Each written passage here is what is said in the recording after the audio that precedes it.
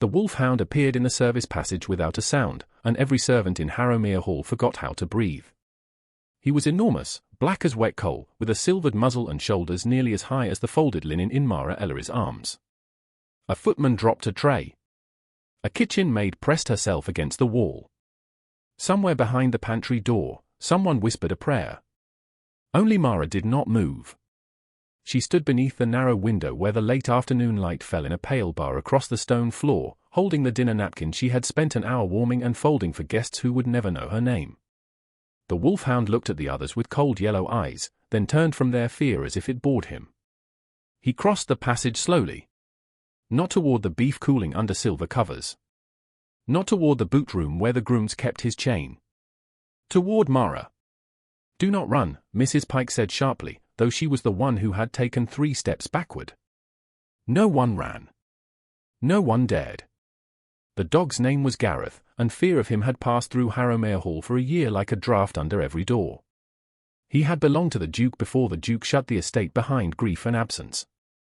He had once slept before the library hearth and followed the old master's carriage across the park. Now he was spoken of as a beast that should have been destroyed after the Fernwick supper, when Lord Alastair Fernwick had left Harrowmere with a torn coat, a pale face, and a story that made every lady in Yorkshire tremble behind her fan. Mara knew that story. She also knew what everyone had chosen not to see. Gareth stopped 1 foot from her skirt. The linen trembled in her arms, not because she feared his teeth, but because every pair of eyes in the passage had fixed upon her with the same cruel wonder. The Wolfhound lowered his head. His breath moved the edge of her apron. Slowly, carefully, Mara shifted the napkins to one arm and let her free hand hang by her side. She did not touch him. Touch was a privilege in a house where everything, from the silver spoons to the old hound's collar, belonged to someone far above her. Gareth leaned close enough that the coarse fur above his brow brushed her knuckles. A soft sound moved through the servants. It was not relief. It was accusation waiting to find its words. Mrs. Celia Pike, housekeeper of Harrowmere Hall, stepped forward with the authority of a woman who had ruled the lower rooms for 20 years and had learned to make kindness look like disorder. She wore black bombazine, a ring of keys at her waist, and a face that could turn a mistake into a confession before the poor soul knew she had made one. "Ellery," she said. Mara lowered her eyes. "Yes, Mrs. Pike. What have you done to His Grace's hound?" The question struck harder because it was asked as if the answer had already been written. Mara felt the old habit take hold of her shoulders. Straight back. Still hands. Quiet mouth. A woman without protection survived by giving powerful people as little of herself as possible. "Nothing, Mrs. Pike." "Don't lie to me, girl. That animal does not go near anyone. He came of his own accord. Dogs do not choose maids for no reason." A footman gave a small laugh, then strangled it when Gareth's eyes moved toward him. Mrs. Pike's mouth tightened. She hated laughter she had not permitted. She hated uncertainty even more. The dinner bell would ring within the hour. The west drawing-room had been opened, the long table dressed with damask and candle branches, and Lady Honoria Vale had already sent down 2 notes complaining of dust in rooms that had been polished since dawn. Harrowmere Hall was awake in the way great houses woke for company, with fear disguised as order. In such a place, an unexpected kindness from a dangerous creature was not allowed to remain innocent. "Put down the linen," Mrs. Pike said.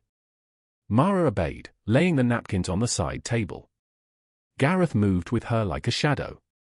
A second whisper rippled through the passage. Mara heard her name within it, stretched and stained by suspicion. Ellery. That quiet one. Reverend's daughter, was she not? Too proud for service when she came. Not too proud now. She kept her face calm. The mention of her father existed only in the way people paused before reminding her of what she no longer was.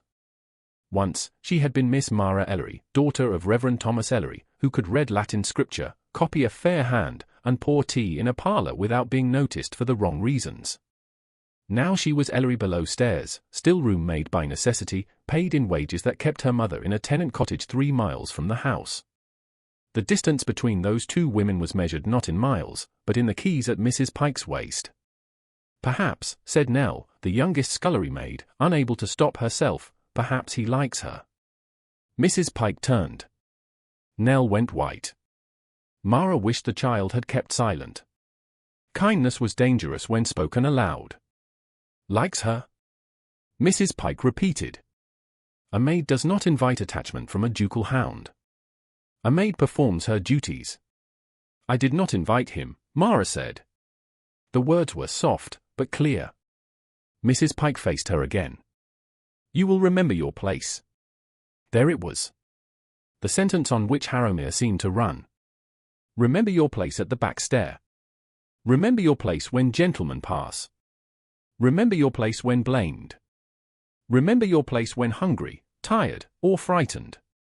Mara had remembered it so well that she sometimes feared there was nothing left inside her but silence and obedience.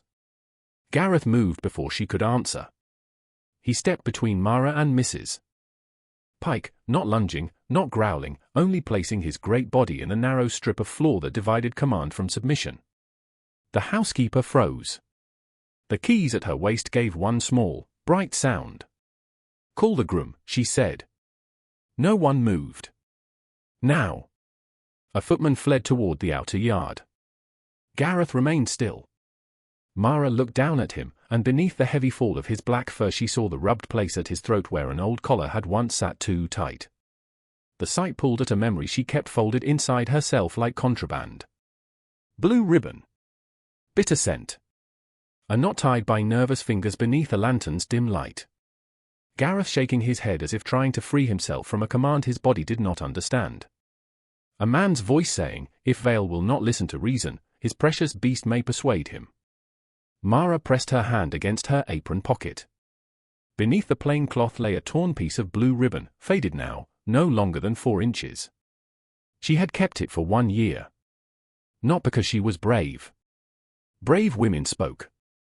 Mara had kept it because she could not bear that the only creature in Harrowmere more misjudged than herself should have no witness at all. Take your hand from your pocket, Mrs. Pike said. Mara obeyed at once. Her fingers came out empty. You are overbold today. No, Mrs. Pike. Then why is that animal standing guard over you like a footman outside a duchess's door? Heat rose in Mara's face. The servants heard it. The insult wore the shape of a joke, but its teeth were sharp. A duchess's door. A maid's shame. 2 impossible ends of one house. I cannot answer for him, Mara said. I can only answer for myself. And what is your answer? I have done my work. I have troubled no one. I have shown the hound no cruelty. The last word made the air change. Mrs. Pike's gaze narrowed. Careful. Mara lowered her head again, but the damage had been done. In Harrowmere, one did not speak of cruelty unless one was prepared to name the hand that dealt it. The groom arrived with a leather lead and a face already pinched with dread. Gareth, he called, but the hound did not look at him. Come on, lad. Don't make a fuss. Mara felt the dog's body tense. Not at the groom's voice. At the leather. Old fear moved through him, so controlled that the others mistook it for threat. Mara could not help herself. Not that lead, she said. The passage went silent. Mrs. Pike smiled without warmth. Indeed. The groom stopped. It rubs the old sore, Mara said, each word costing her. If you bring the wider strap from the tack peg, he may go quietly. And when did you become mistress of the kennels? Mrs. Pike asked. I did not. Mara swallowed. I only noticed. You notice a great deal for a girl paid to steep lavender and carry linen. That was true. Mara noticed everything. She noticed which letters Lady Honoria burned and which she sealed. She noticed when pantry orders were written in one hand and signed in another. She noticed that Gareth feared the smell of one bitter draught and the touch of one blue-dyed cloth. Noticing had kept her alive. It had not made her safe. The groom, perhaps more afraid of the dog than of the housekeeper, fetched the wider strap. When he returned, Mara did not move, but she spoke low enough that only those nearest heard. Easy, Gareth. The wolfhound's ear flicked. The groom slipped the strap over his head without resistance. A murmur broke through the passage, astonished and uneasy. Gareth took one step, then stopped until Mara stepped too. He followed her to the linen table. He followed her when she turned toward the stillroom. He followed her so closely that his shadow merged with hers on the stone floor. Mrs. Pike watched them with a face gone hard as locked iron. "This ends tonight," she said. Mara kept walking. Her pulse beat in her throat, steady and frightened. The blue ribbon lay hidden against her apron, a small scrap of cloth with the weight of a buried truth. Above stairs, the great clock struck 5. The sound rolled through Harrowmere Hall, over polished banisters, closed drawing-room doors, and portraits of dead dukes who had never had to explain why a servant deserved mercy. Then the front door opened with such force that the footman in the entry hall snapped to attention. A man's voice carried through the marble hall, low, cold, and unmistakably accustomed to being obeyed. "Where is my hound?" Mrs. Pike turned pale. Gareth lifted his head. Mara stopped breathing. The Duke of Harrowmere had come home. The name of the Duke did not need to be spoken. It moved ahead of him through Harrowmere Hall like a command. Footmen straightened near the entrance. A maid vanished behind the green baize door. Somewhere above stairs, Lady Honoria Vale's voice cut off in the middle of an instruction, and the silence that followed seemed to fall from the chandeliers to the marble floor. Mara stood in the service passage with Gareth at her side and felt the whole house hold itself still. The Duke of Harrowmere had been away so long that some of the younger servants knew him only by the shape of his absence. They knew his rules. They knew his sealed rooms. They knew that the library fire was not to be lit without written permission, that the East Terrace remained closed, and that no one was to speak lightly of the late Duchess's portrait in the blue salon. They knew he owned everything their hands polished, carried, cooked, mended, and feared. Now he had returned, and his first question had not been about dinner, guests, or Lady Honoria's arrangements. It had been about the hound. Mrs. Pike recovered first. "Take the animal to the yard," she whispered to the groom. "Now, before his grace sees this display." The groom tightened his fingers around the wider strap, but Gareth did not move. He stood so close to Mara that his shoulder brushed the grey wool of her skirt. Mara kept her hands folded before her apron, though every instinct urged her to step away and make herself small enough to escape notice. She had learned that invisibility was not a gift. It was labor. It required lowered eyes, quiet footsteps, and the surrender of any answer that might sound like pride. But Gareth had ruined all that. He had chosen her in front of half the household. And now the Duke was coming. His boot sounded on the stone beyond the baize door. Not hurried. Not uncertain. The door opened.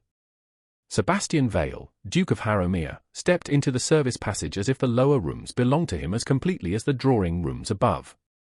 He was taller than Mara had expected, dressed in dark traveling clothes that still carried the cold air of the road. His hair was black, his face lean and controlled, and his eyes had the grey severity of northern rain. He did not look around for approval. He did not look surprised to find fear waiting for him. His gaze went first to Gareth. The Wolfhound's ears lifted. For one breath, Mara expected the dog to go to his master. Every servant expected it. Even Mrs. Pike drew herself upright, ready to use obedience as proof that order had been restored. Gareth took one step. Then another. He did not cross to the Duke. He turned his head and pressed his great body more firmly against Mara's side. The passage fell so quiet that Mara could hear the little clock in the stillroom ticking behind the door. Sebastian's expression did not change, but something in his eyes sharpened. Not anger. Attention. That was worse. Anger struck and passed. Attention stayed. "Who is she?" he asked. Mrs. Pike answered before Mara could breathe. "A stillroom maid, Your Grace. Mara Ellery. She has overstepped herself, but I assure you it will be corrected at once." Sebastian did not look at the housekeeper. "I asked who she is. Not what you intend to do with her." Mrs. Pike's cheeks coloured. "Yes, Your Grace. She is the daughter of the late Reverend Ellery, formerly attached to one of the Northern Livings. Reduced circumstances, Your Grace. Taken on here out of charity." The word charity touched Mara's skin like cold water. It was always spoken by those who gave the least and remembered the most. She dipped a curtsy, careful and low. "Your Grace." Sebastian looked at her then. Not long enough to be improper. Long enough to see. Mara felt the shock of it because she was used to being assessed, not seen. Assessed for neatness, usefulness, obedience, blame. His gaze moved from her plain cap to the linen table, from her folded hands to Gareth's steady position beside her. He noticed the dog's body before he noticed her face again. "Did you call him?" "No, Your Grace." "Did you feed him?" "No, Your Grace." "Did you command him?" "No, Your Grace." Mrs. Pike drew in a breath. "Your Grace, girls in service sometimes encourage familiarity with animals. It's vanity in another form, and I don't doubt she meant no great harm, but a ducal hound cannot be permitted to trail a maid through the house like some village cur." Gareth's head turned. A low rumble stirred in his chest, not loud, but enough to make the groom step back. Mara whispered before she could stop herself, "Easy." Gareth stilled. Sebastian heard it. So did everyone else. Lady Honoria arrived at the far end of the passage in a sweep of dark silk and injured dignity, her cap trimmed with lace, her mouth already shaped around disapproval. She had the look of a woman who believed a house became respectable only when all discomfort was hidden below stairs. "Sebastian," she said, as if his Christian name might soften the public nature of the moment. "This is precisely the disorder I have tried to prevent in your absence. That animal has been a danger for too long, and now a servant girl has made herself central to the matter." "Has she?" His voice was quiet. Lady Honoria glanced at Mara as one might glance at a smudge on a glove. Plainly. No well-managed household allows a stillroom maid near private kennels, much less near a dog with Gareth's unfortunate history. Mrs. Pike has done her best, but sentiment below stairs can be stubborn. Mara felt each word arrange the room against her. Servant girl. Disorder. Sentiment. The language of dismissal was always smoothest when spoken by gentle women. She kept her eyes lowered. Gareth leaned into her skirt again, warm and heavy, as if insisting that she remain standing. Sebastian walked toward them. The groom tightened the strap, but the Duke lifted one gloved hand. The groom froze. Sebastian stopped 3 feet from Gareth. The hound watched him without wagging, without shrinking. Mara saw, to her surprise, something pass between master and dog that was not command. It was grief, old and wordless. The Duke lowered his gaze to Gareth's throat. "Why is that strap on him?" "For safety, Your Grace," Mrs. Pike said. "The old collar was removed after the incident last year. I did not ask why there is no collar. I asked why a strap is being held tight when he is standing still." The groom loosened it at once. Gareth breathed out. Sebastian's eyes moved to Mrs. Pike's hand as she reached toward the dog, perhaps to demonstrate control, perhaps to reclaim the story before it escaped her. Her fingers came within inches of the rubbed place at his throat. Gareth flinched. It was small. A less watchful man might have missed it. Sebastian did not. His face became very still. "Do not touch him." Mrs. Pike's hand dropped. "Your Grace, I only meant to show that he can be managed. He is not a carpet to be beaten into shape." Lady Honoria stiffened. "No one is suggesting cruelty." "No," Sebastian said. "People seldom do while practicing it." The passage seemed to contract around the words. Mara's heart gave one hard beat. She had not expected that. Not from him. Not from any person whose name could silence a room. Lady Honoria's mouth tightened. "Sebastian, this is not a suitable discussion for the lower passage. Then it should not have been made necessary here." He looked again at Mara. "Miss Ellery." The name sounded different in his voice. Not familiar. Not kind exactly. Formal. Accurate. It restored an inch of ground beneath her feet. "Yes, Your Grace." "How long has Gareth followed you?" Mrs. Pike shifted. "Your Grace, she is hardly qualified to speak to the animal's condition." Sebastian did not raise his voice. Mrs. Pike, when I ask you a question, I will look at you. The housekeeper went silent. Mara felt the danger of answering. She also felt the greater danger of lying. Only today in the house, Your Grace. But he has come near the still-room door before. And you reported it?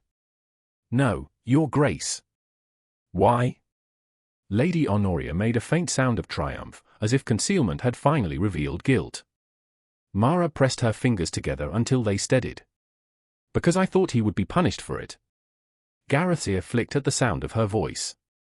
Sebastian did not look away from her. And you? The question was so soft that Mara almost missed it. Her throat tightened. I am accustomed to correction, Your Grace. A servant behind her forgot to breathe. Mrs. Pike's face hardened.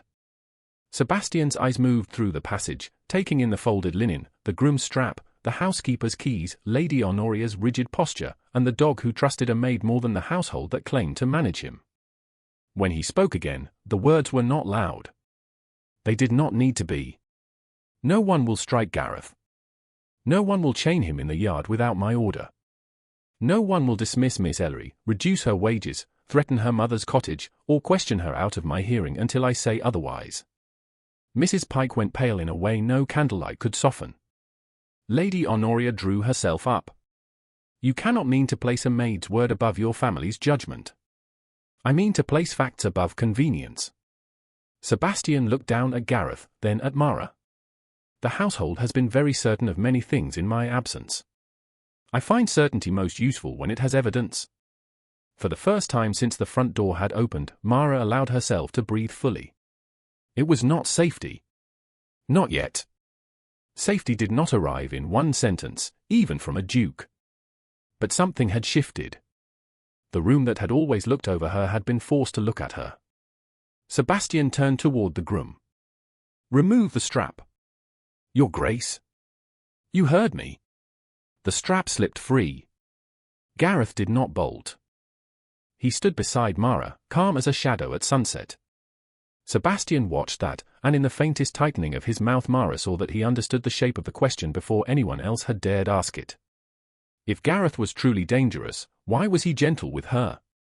And if he was not dangerous, who had needed the house to believe he was?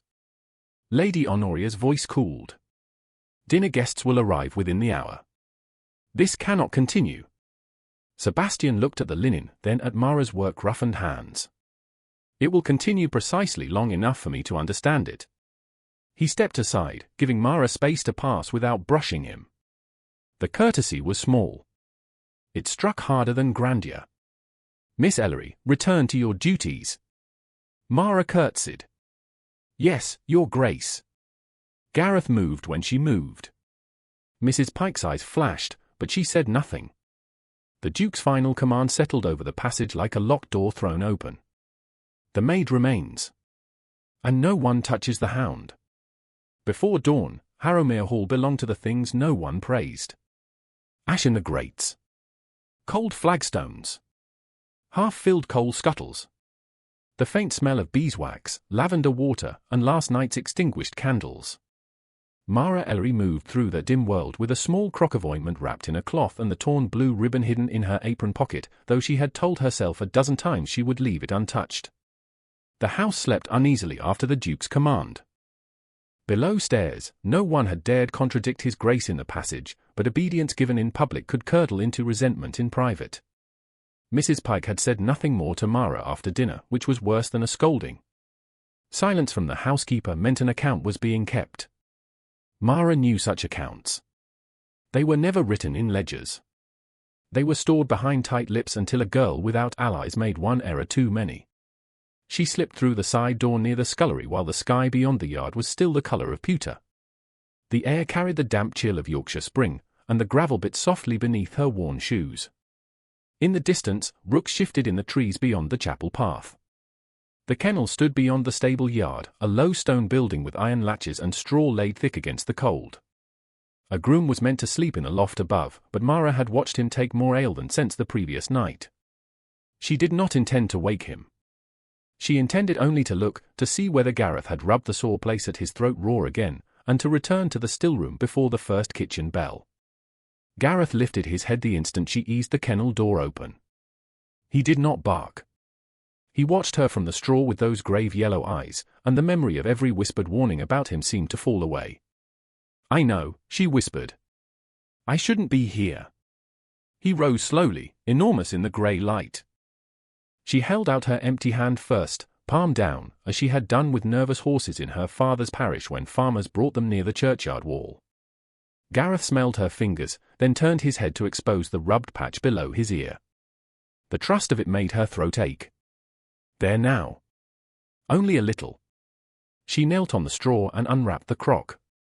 The ointment was simple, made from calendula, lard, and a little lavender, the sort of thing stillroom maids were allowed to prepare for cracked hands and kitchen burns. She had no right to use it on the Duke's hound. Rights were delicate things. They belonged to people who could afford to lose them. Mara dipped 2 fingers into the ointment and touched the sore place as lightly as she could. Gareth shivered once, then held still. The skin beneath the fur was warm and irritated. Not fresh injury. Not illness. A repeated rubbing, made worse by fear, straps, or some old memory of restraint. Mara swallowed and looked toward the door. No one. She worked quickly. "They think you don't remember," she murmured. "But bodies remember what words deny." Gareth's eyes half closed. The sight brought the ribbon back to her mind with such force that her hand went to her apron before she could stop it. For inches of faded blue silk lay folded inside the pocket. She had washed it once, long ago, then regretted it because the bitter smell had clung faintly even afterward. It was not gone. Nothing was ever gone just because the house wished it so. She drew it out only an inch, enough to see the frayed edge. In the dim kennel light, the blue looked almost grey.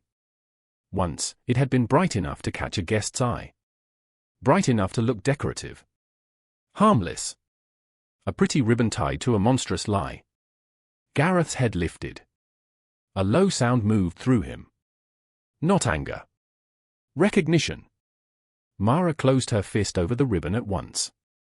"Forgive me," she whispered. A voice behind her said, "For what?" Mara rose too quickly. The crock tipped in the straw. Gareth stepped between her and the doorway with such speed that the shadow of him swallowed the light.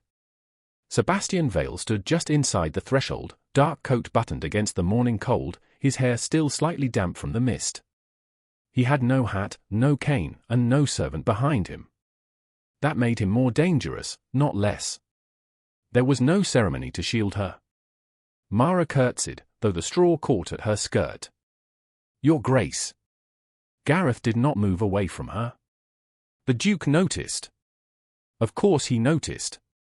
His gaze went from the hound stance to the crock in the straw, then to Mara's closed hand. "You are far from the stillroom, Miss Ellery." "Yes, Your Grace."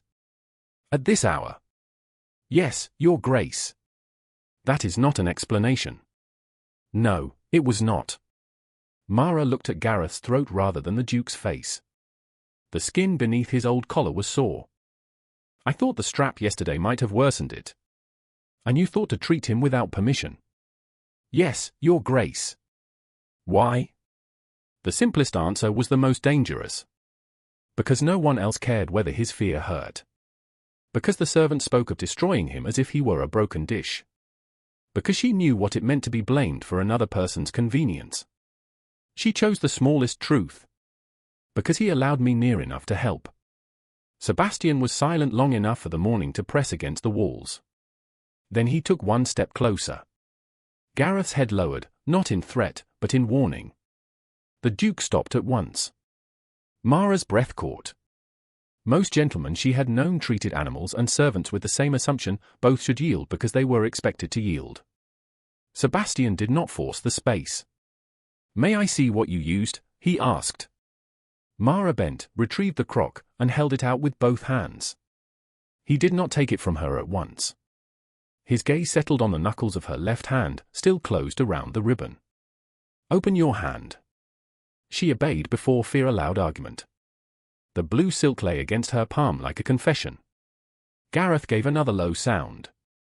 Sebastian's eye sharpened. "Where did you get that?" "I found it, Your Grace." "Where?" "Near the kennels." When? She hesitated. That single pause condemned her more thoroughly than a lie would have done.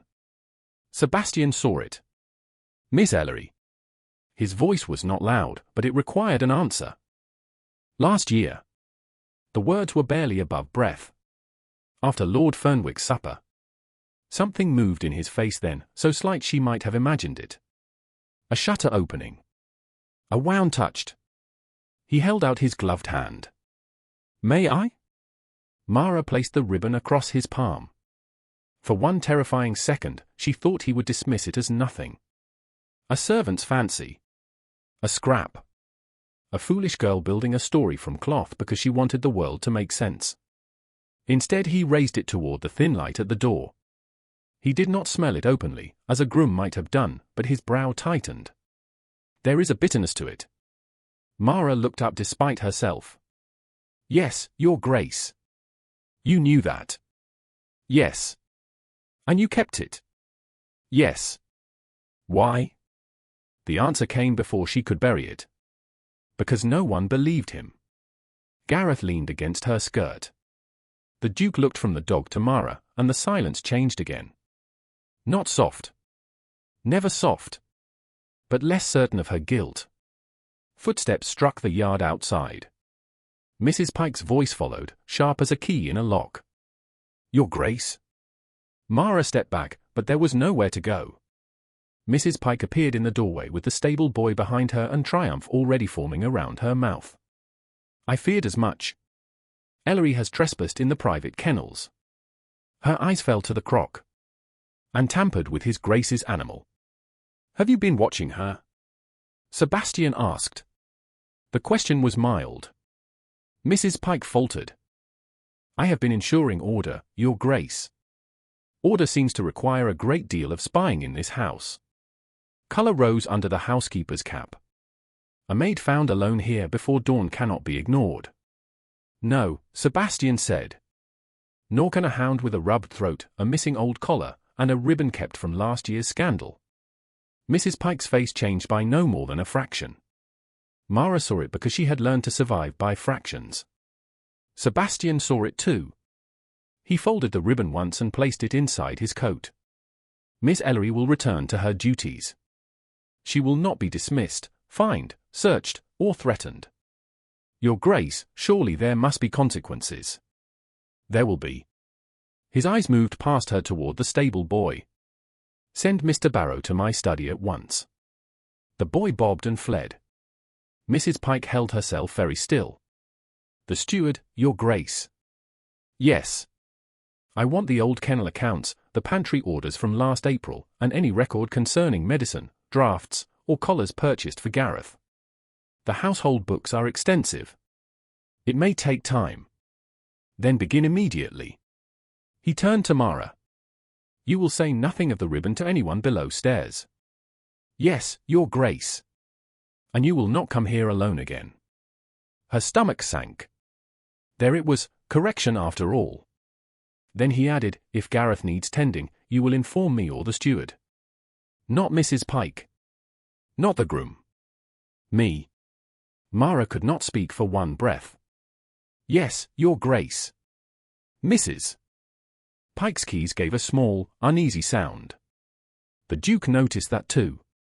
By the time Mara returned to the stillroom, the kitchen bells were ringing and the household had begun its usual morning rush, but nothing felt usual.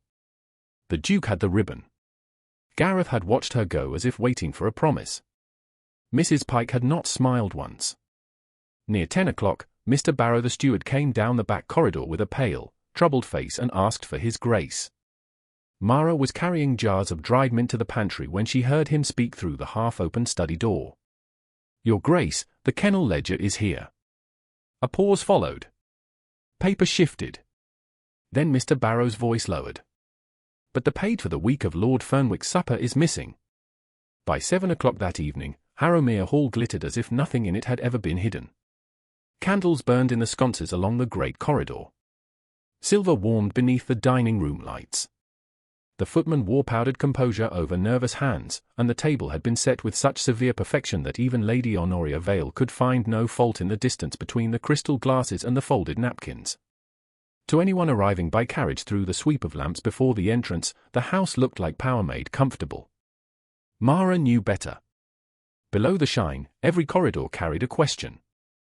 The missing page from the kennel ledger had passed through the servants' hall without being named aloud, the way illness passed through a village before the bell began to toll. Mrs. Pike had ordered the still room scrubbed twice. She had sent Mara up and down the back stairs with unnecessary trays, unnecessary linen, unnecessary silence. Punishment could be made of extra work when a housekeeper wished to keep her hands clean. Mara accepted each task, but the place inside her that had once believed obedience purchased safety had altered. The Duke had the ribbon. The ledger page was gone.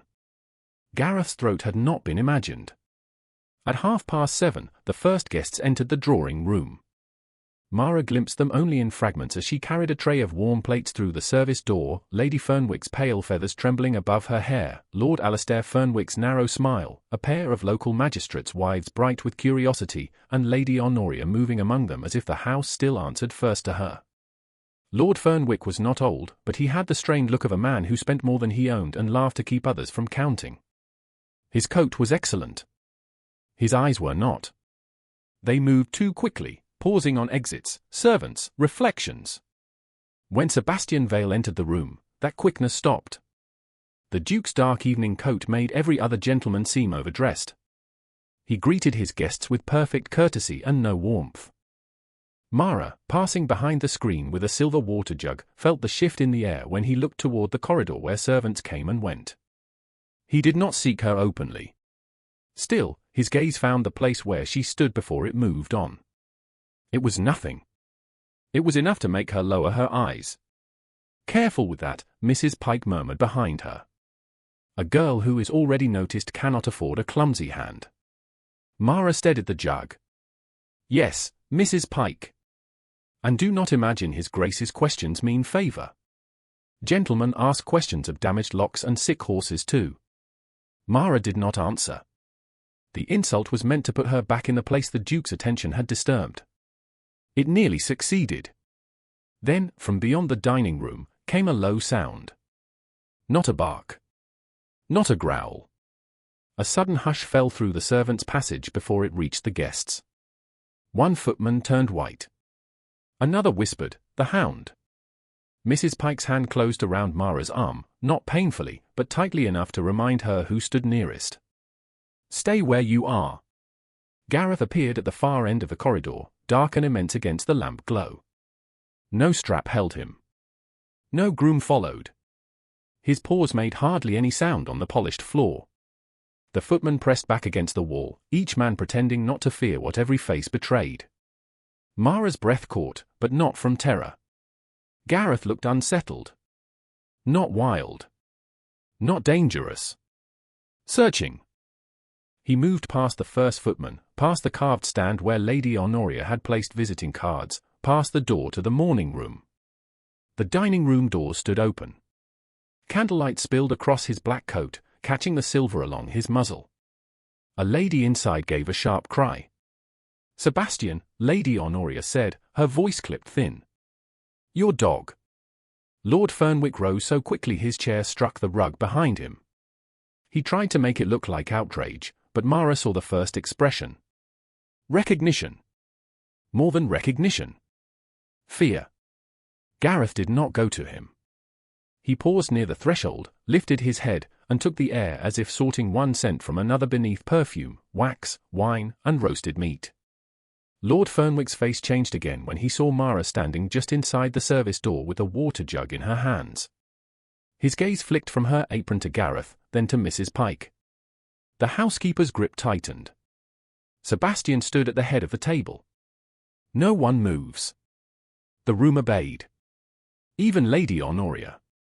Gareth crossed the threshold. A magistrate's wife pressed a handkerchief to her mouth. Lady Fernwick whispered, "Alastair, step away."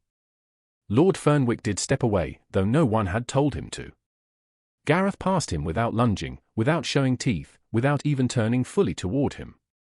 The dog continued through the narrow line between footmen and guests, then came to Mara. He stopped at her side. The water jug shook once in her hands before she mastered it. Every guest saw. Every servant saw. For a moment, all rank, polish, and ceremony in Harrowmere Hall narrowed to one impossible sight, the beast everyone feared standing calmly beside the maid no one was meant to notice. Lady Honoria broke the silence first. "This is intolerable." Her voice was low, but meant to travel. "Mrs. Pike, remove the girl. She has clearly encouraged this spectacle." Sebastian turned his head. "No," the one word. It cut through the room cleanly. Mrs. Pike released Mara's arm as if burned. Lady Honoria flushed. "You cannot intend to let a servant stand in the dining room with that animal during dinner. I intend to understand why the animal crossed a room full of his supposed enemies to stand beside the one person here accused of provoking him." Lord Fernwick gave a brittle laugh. "My dear Harrowmere, surely you are not building a theory upon a dog's preference. The creature has been unstable since last year. You know better than anyone what occurred." Sebastian looked at him. "Do I?" The question was soft. Lord Fernwick's smile faltered. "I was present, unfortunately. I bear the memory clearly. So I have heard." Lady Honoria laid her hand upon the back of her chair. "Sebastian, this is neither the hour nor the company for household confusion." Then the household should have presented less confusion. Mara wished herself smaller. The dining room seemed enormous around her. The candles were too bright. The guests' faces were too fixed. She was aware of her plain cap, her worn cuffs, the water jug in her hands, the distance between her black stuff dress and Lady Fernwick's silk. A maid did not become more human because a duke paused to question her shame. She became more visible, and visibility was perilous. Gareth leaned against her skirt. She felt the steady pressure of him, as if he were the only creature in the room that understood standing still could require courage. Lord Fernwick's gaze went downward, then sharpened. Mara realized too late that a thread of blue had caught on the edge of her apron pocket. Not the ribbon itself. Only one frayed fiber left from where she had carried it. He saw the color. His face went pale beneath the candlelight. Sebastian saw him see it. "You recognize something?" the Duke asked. Lord Fernwick recovered with effort. "Only the absurdity of this scene." "That was not my question. Don't make a spectacle of me because your servant has sentimental command over a dog." The word servant landed hard. It was meant to remind the room that Mara's testimony, if it ever came, could be weighed against his title and found featherlight. Sebastian's eyes did not leave him. "Miss Ellery has made no claim." A murmur passed through the table. "Miss Ellery. Not the girl. Not the maid." Lady Honoria's fingers tightened against the chair. Mrs. Pike stared at the floor. Mara's throat closed around words she had not been asked to speak. Sebastian stepped away from the head of the table and came toward the threshold, stopping at a proper distance from Mara and the hound. "Miss Ellery." "Yes, Your Grace." "Did you summon Gareth here?" "No, Your Grace." "Did you know he was loose?" "No, Your Grace." "Are you afraid of him?" She looked down at the great dark head beside her hand. Gareth's ear moved as if he knew the answer mattered. "No, Your Grace." A lady gasped softly, as though fearlessness in a maid were more scandalous than fear in a gentleman. Sebastian's expression remained unreadable. "Take the water to the sideboard. Then return below stairs by the main service passage." Slowly. Mara understood. He was proving something. If Gareth had been commanded, he would act like a train trick. If he was attached, he would choose. Her fingers tightened around the jug handle. She walked to the sideboard. The footman parted. Her shoes sounded small against the polished floor. Gareth did not move at first. Then, when she reached the sideboard, he followed. When she turned back, he followed again. Not excited. Not coaxed. Certain. Lord Fernwick swallowed. Sebastian watched not the dog, but the people watching the dog. "That will be enough," Lady Honoria said. "Will it?" His voice cooled. "I have been told for a year that Gareth is ungovernable. Yet he stands calm beside a woman who claims no power over him. I have been told Miss Ellery is presumptuous. Yet she appears to wish only to leave the room. I have been told Lord Fernwick was the object of Gareth's particular savagery. Yet Gareth passed within 2 feet of him without incident. Lord Fernwick's laugh came too quickly. Perhaps the beast has learned manners. Perhaps someone else has not. Silence struck the table. Mara felt Mrs. Pike behind her like a closed door. Lady Honoria's face hardened into a smile. Sebastian, guests do not come to dinner to be cross-examined. Nor do servants come to work to be slandered without evidence. He looked at the footman nearest the door. Gareth will not be taken to the yard. He will remain in the outer hall where I can see him. Miss Ellery will not be questioned below stairs about this. Mrs. Pike dipped her head. As your grace commands. Her voice was correct. Her eyes were not. Sebastian turned back to the table. We will dine. Chairs shifted. Forks were lifted. Conversation resumed in broken pieces, like porcelain badly mended. Mara left through the service passage with Gareth following only as far as the outer hall, where the Duke's glance stopped him more gently than any strap. As she passed Mrs. Pike, the housekeeper bent close enough that no one else heard. You should have stayed invisible. Mara kept walking. Behind her, Lord Fernwick's voice drifted from the dining room, low and urgent beneath the scrape of silver. The girl remembers the collar. Mrs. Pike answered so quietly that Mara almost missed it. Then the girl must learn what remembering costs. Mara carried the empty water jug back to the scullery with Lord Fernwick's words following her more closely than Gareth had done. The girl remembers the collar. She set the jug down so carefully that the copper basin did not ring, then stood with both hands braced on the table until her breathing steadied. Around her, the kitchen moved in urgent fragments. Plates went out. Plates came back. A kitchen maid cried because Mrs. Pike had found a smear on a sauceboat. The cook swore under her breath and stirred gravy as if stirring could keep the house from collapsing into scandal. No one spoke to Mara directly. That was how fear worked below stairs. It did not always accuse. Sometimes it made an empty circle around the person chosen for ruin. Mrs. Pike entered after the fish course with her key silent for once. Ellery. Mara turned. Yes, Mrs. Pike. Lady Honoria requires an apology before the household at morning prayers. The words were calm. That made them worse. For what offense? A foolish question. Mara knew it as soon as it left her mouth. The stillroom maid who asked for the shape of her guilt sounded too much like Reverend Ellery's daughter, and Mrs. Pike's eyes sharpened at once. For disturbing dinner, encouraging an unsafe animal, and drawing his grace into a display unfit for guests. I did not disturb dinner. The scullery went still. Cook looked down at the gravy. Nell stopped with one hand inside a basin of suds. Mrs. Pike smiled. No. Mara's fingers curled against her skirt. She had not meant to speak again, but the memory of the Duke's voice held her upright. Facts above convenience. I was carrying water as ordered.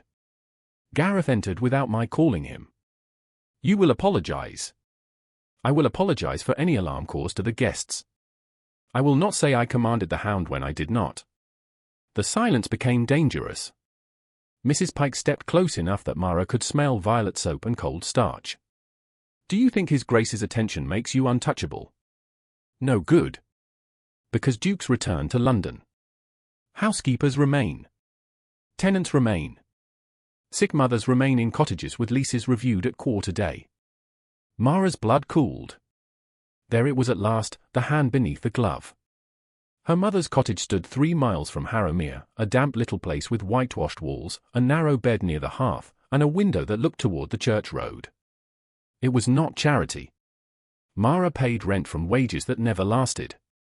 Yet Mrs. Pike could call it charity whenever she needed leverage, and Lady Honoria could call it unsuitable whenever she wished the widow Ellery gone. You understand me, Mrs. Pike said softly. Mara did. She understood too well. 1 year ago, she had understood too late. The memory rose before she could stop it. April rain against the stable windows. Lord Fernwick laughing too loudly after a private supper. Lady Honoria praising his patience with Sebastian's difficult temper. Gareth restless in the yard, pacing beneath the lantern as if searching for his master, who had been away from the table and from the world since morning had closed around him. Mara had been sent to fetch a basket of dried linen from the old laundry room. She had seen a man's sleeve near the kennel gate, dark green with a narrow gold button. She had seen a strip of blue silk drawn through fingers and dipped into a small glass vial. She had heard Mrs. Pike's whisper from the shadow by the pantry steps. "Not too much. We need him wild, not dead." The man had tied the ribbon beneath Gareth's old collar. The knot had been clumsy. A gentleman's knot, not a groom's.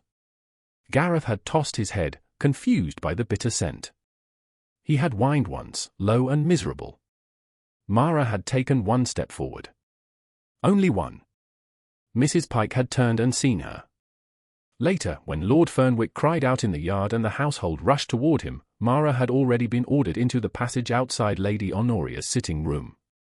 She had stood there with a stack of folded cloth in her arms while the house decided what had happened. Gareth had gone wild.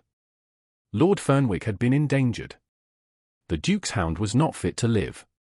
And when Mara tried, in a voice shaking with more truth than courage, to say that the ribbon should be found, Mrs. Pike had placed one hand on the door and spoken without looking at her. "Your mother's roof is very thin, Ellery. It would be a pity if rain found her before summer." So Mara had searched later, after the shouting, after Gareth was dragged away on a chain, after Lady Honoria declared the house must never again be made hostage to grief or sentiment. She had found the torn end of ribbon near the kennel drain, wet, bitter, and bright as a sin. She had kept it hidden ever since. Not bravely. Secretly. There was a difference. "I understand," Mara said now. Mrs. Pike studied her, uncertain perhaps whether obedience had returned. "At morning prayers, you will say you regret giving the hound encouragement." Mara lifted her eyes. "I will say I regret the alarm." The housekeeper's face hardened. "Pride is expensive for poor women. So is lying." The words were very quiet. They were also past saving. Mrs. Pike turned and left the scullery without another threat. She did not need one. Nell let out a breath that trembled. "Mara, why would you say that?" Mara picked up a drying cloth. "Because I had already said too little." By morning, the apology took place in the servants' hall beneath the dull light of two high windows. The entire household stood in rows. Mrs. Pike presided near the table. Lady Honoria did not attend, but her displeasure seemed to sit in every chair. Mara stepped forward with her cap pinned straight and her hands folded. "I regret the alarm caused last evening," she said. Mrs. Pike's mouth tightened. "And?" Mara felt the room lean toward her humiliation. "I regret that the household was unsettled while guests were present." "And?" Mara looked at the housekeeper. "That is all I can honestly say." A murmur stirred. Mrs. Pike's eyes flashed, but before she could speak, a footman appeared at the door. "His Grace asks for Mrs. Pike in the steward's office." The housekeeper went very still. "At once." "Yes, Mrs. Pike." Mara did not look relieved. Relief was too visible. She returned to the still room and began sorting dried chamomile from mint with fingers that wanted to shake. Through the half-open door, she heard boots in the passage and Mr. Barrow's careful voice leading someone toward the steward's office. The house had thick walls, but old doors held old gaps. Words travelled where servants did not. "The account is irregular, Your Grace," Mr. Barrow said. "The draft was entered under kennel necessity, but the delivery note names the pantry." Sebastian's answer was low. "Who signed for it?" Paper shifted. A pause. "Mrs. Pike's mark appears here. Lady Honoria's initials are beside the approval." Mara's hand froze over the chamomile. "And the date?" the Duke asked. "The morning before Lord Fernwick's supper." Another silence. This one felt heavier than sound. "Send a note to the apothecary in Ripon," Sebastian said. "I want a copy of the original order and the name of the person who collected the vial." "Yes, Your Grace." "And Barrow." "Your Grace." "Review Widow Ellery's tenancy. If any person has placed pressure upon it without my knowledge, I want it corrected quietly by noon." Mara gripped the table. corrected quietly. Her mother's roof, the one Mrs. Pike had held over her like a storm cloud, was suddenly inside the Duke's attention. The relief that came was sharp enough to hurt. She wanted to mistrust it. A woman in her position could not afford gratitude before proof. Yet something in her chest loosened all the same. Later, when she carried a tray of lavender water toward the upper corridor, she passed the open door of the steward's office. Sebastian stood inside with the account book in his hand. Mrs. Pike stood before him, composed and pale. "An old pantry order proves nothing, Your Grace," she said.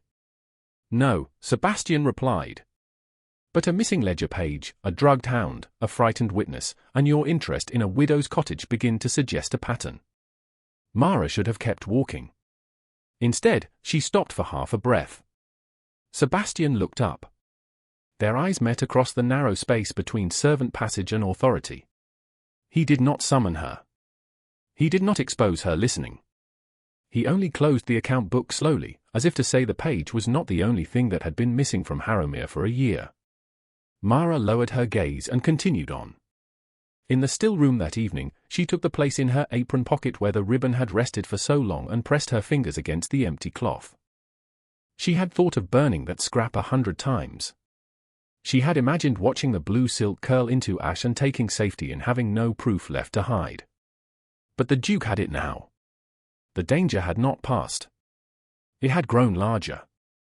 So had the truth. And for the first time since the night Gareth became a monster in everyone else's story, Mara wondered whether the truth might have teeth of its own. The pearl brooch vanished on a morning when Harrowmere Hall had become too quiet to trust. Mara knew it before anyone said the word stolen. She knew it by the way Mrs. Pike stopped shouting orders and began speaking softly. Softness from the housekeeper was never mercy. It was preparation. The servants had finished breakfast below stairs and were moving into the day's work when Lady Honoria's bell rang 3 times from the west chamber, sharp enough to send a footman nearly running into the wall. 10 minutes later, Mrs. Pike entered the servants' hall with her keys at her waist and Lady Honoria behind her, dressed in morning black with a lace collar so white it made her face look carved from disappointment. "No one leaves," Mrs. Pike said. The room froze. Nell stood with a stack of plates in her arms. Cook put down her knife. Mara, who had been sorting bottles for the still room, felt the first cold thread of danger slide beneath her ribs. Lady Honoria did not look at the servants as people. She looked over them as one surveyed a shelf for missing silver. "My pearl brooch has been taken from my dressing table," she said. "It was present last night after dinner. It is absent now. This household has been unsettled by too much indulgence, and indulgence breeds presumption." The last word landed near Mara without naming her. Everyone knew where to look. Mara kept her hand still. She had learned there were moments when one must not defend oneself too quickly, because haste made innocence appear desperate. Mrs. Pike lifted a folded paper. "All servants' trunks will be examined." A faint sound passed through the room. Trunks were private only in the way poor people were allowed privacy, until someone above them wanted proof. Mara felt Nell's frightened glance. The girl had no secrets worth stealing, only a ribbon from home and 2 cracked hairpins, but humiliation did not require guilt to do its work. Mrs. Pike began with the footman, then the maids, then the scullery girls. Each trunk was opened before the servants' hall. Clean stockings, mended aprons, prayer books, letters tied with twine. Lives reduced to inspection. Mara waited with her pulse slow and hard. When Mrs. Pike reached her trunk, the housekeeper paused. That pause told Mara everything. "Ellery," she said. Mara stepped forward. "Yes, Mrs. Pike." "Unlock it." Mara took the small key from her pocket. Her fingers did not tremble until the lock gave way. She lifted the lid herself. Inside lay 2 aprons, 1 spare cap, her father's worn prayer book, 3 letters from her mother, and the folded shawl she used on cold nights. Mrs. Pike moved the shawl aside with 2 fingers. A small velvet pouch lay beneath it. Mara had never seen it before. The servants saw her face change. Mrs. Pike saw it too and smiled without warmth. "Open it." Mara did. The pearl brooch slid into her palm, pale and perfect, like innocence made into an accusation. Nell whispered, "Oh, Mara." Lady Honoria exhaled as if grieved rather than satisfied. "How very sad." Mara looked at the brooch, then at Mrs. Pike. A strange calm came over her. Not because she was unafraid. Fear was everywhere. It filled the air, pressed at her throat, reached for her mother's cottage, her wages, her last scrap of name. But beneath it lay something harder. A year of silence had taught her the cost of bowing to a lie. She would not pay it again. "That was not in my trunk," she said. Mrs. Pike's voice snapped. "Do not compound theft with falsehood. I did not take it. It was found among your possessions. Because someone put it there." A hiss of alarm moved through the servants. Lady Honoria's eyes narrowed. "You accuse the household now?" Mara lifted her head. "I accuse no one without proof, my lady." "How generous of you, given your position." The words were elegant. They cut exactly where intended. Mrs. Pike took the brooch from Mara's hand and held it high enough for all to see. "You were warned, Ellery. Overboldness leads to ruin." Mara heard the old verdict forming around her. Poor girl. Proud girl. Reverend's daughter fallen low. Thought the Duke's notice made her safe. Stole from a lady. Lied when caught. It would be so easy for them. A servant dismissed without character reference could fall through the world without making a sound anyone upstairs would hear. Mrs. Pike turned toward the footman at the door. "Send for Mr. Barrow. This must be recorded before dismissal." No, the voice came from the passage, cold and clear. Every head turned. Sebastian Vale stood in the doorway, with Mr. Barrow at his side and Gareth behind them like a dark judgment. The Wolfhound's eyes moved over the room, then fixed on Mara. He did not rush to her. He waited. Somehow, that restraint made the moment more powerful. Lady Honoria recovered first. "Sebastian, I regret that you must see this, but the matter is plain." "Plain matters rarely require an audience," he said. He stepped into the hall. The servants parted. "Who searched the trunk?" "Mrs. Pike," Lady Honoria replied. "In my presence." "Who else had access to the servants' rooms?" Mrs. Pike stiffened. "The servants themselves, Your Grace." "That was not my question." Mr. Barrow looked uncomfortable, but ready. Sebastian's gaze settled on Mara. "Miss Ellery, did you take Lady Honoria's brooch?" "No, Your Grace." "Did you place it in your trunk?" "No, Your Grace." "Did you know it was there?" "No, Your Grace." Lady Honoria gave a short, offended laugh. "Surely you do not expect a thief to confess because you ask politely." Sebastian did not look away from Mara. "I expect the innocent to be given the courtesy of answering before being condemned." Mrs. Pike's mouth tightened. "Your Grace, with respect, the brooch was found in her trunk." Mara looked at him then, fully, because there was nothing left to hide behind. "I have been poor, Your Grace. I have not been dishonest." The room went silent. The sentence did not sound like defense. It sounded like a line drawn across stone. Sebastian's expression changed by the smallest degree, but Mara saw it. So did Lady Honoria, and displeasure hardened her face. "Touching," she said.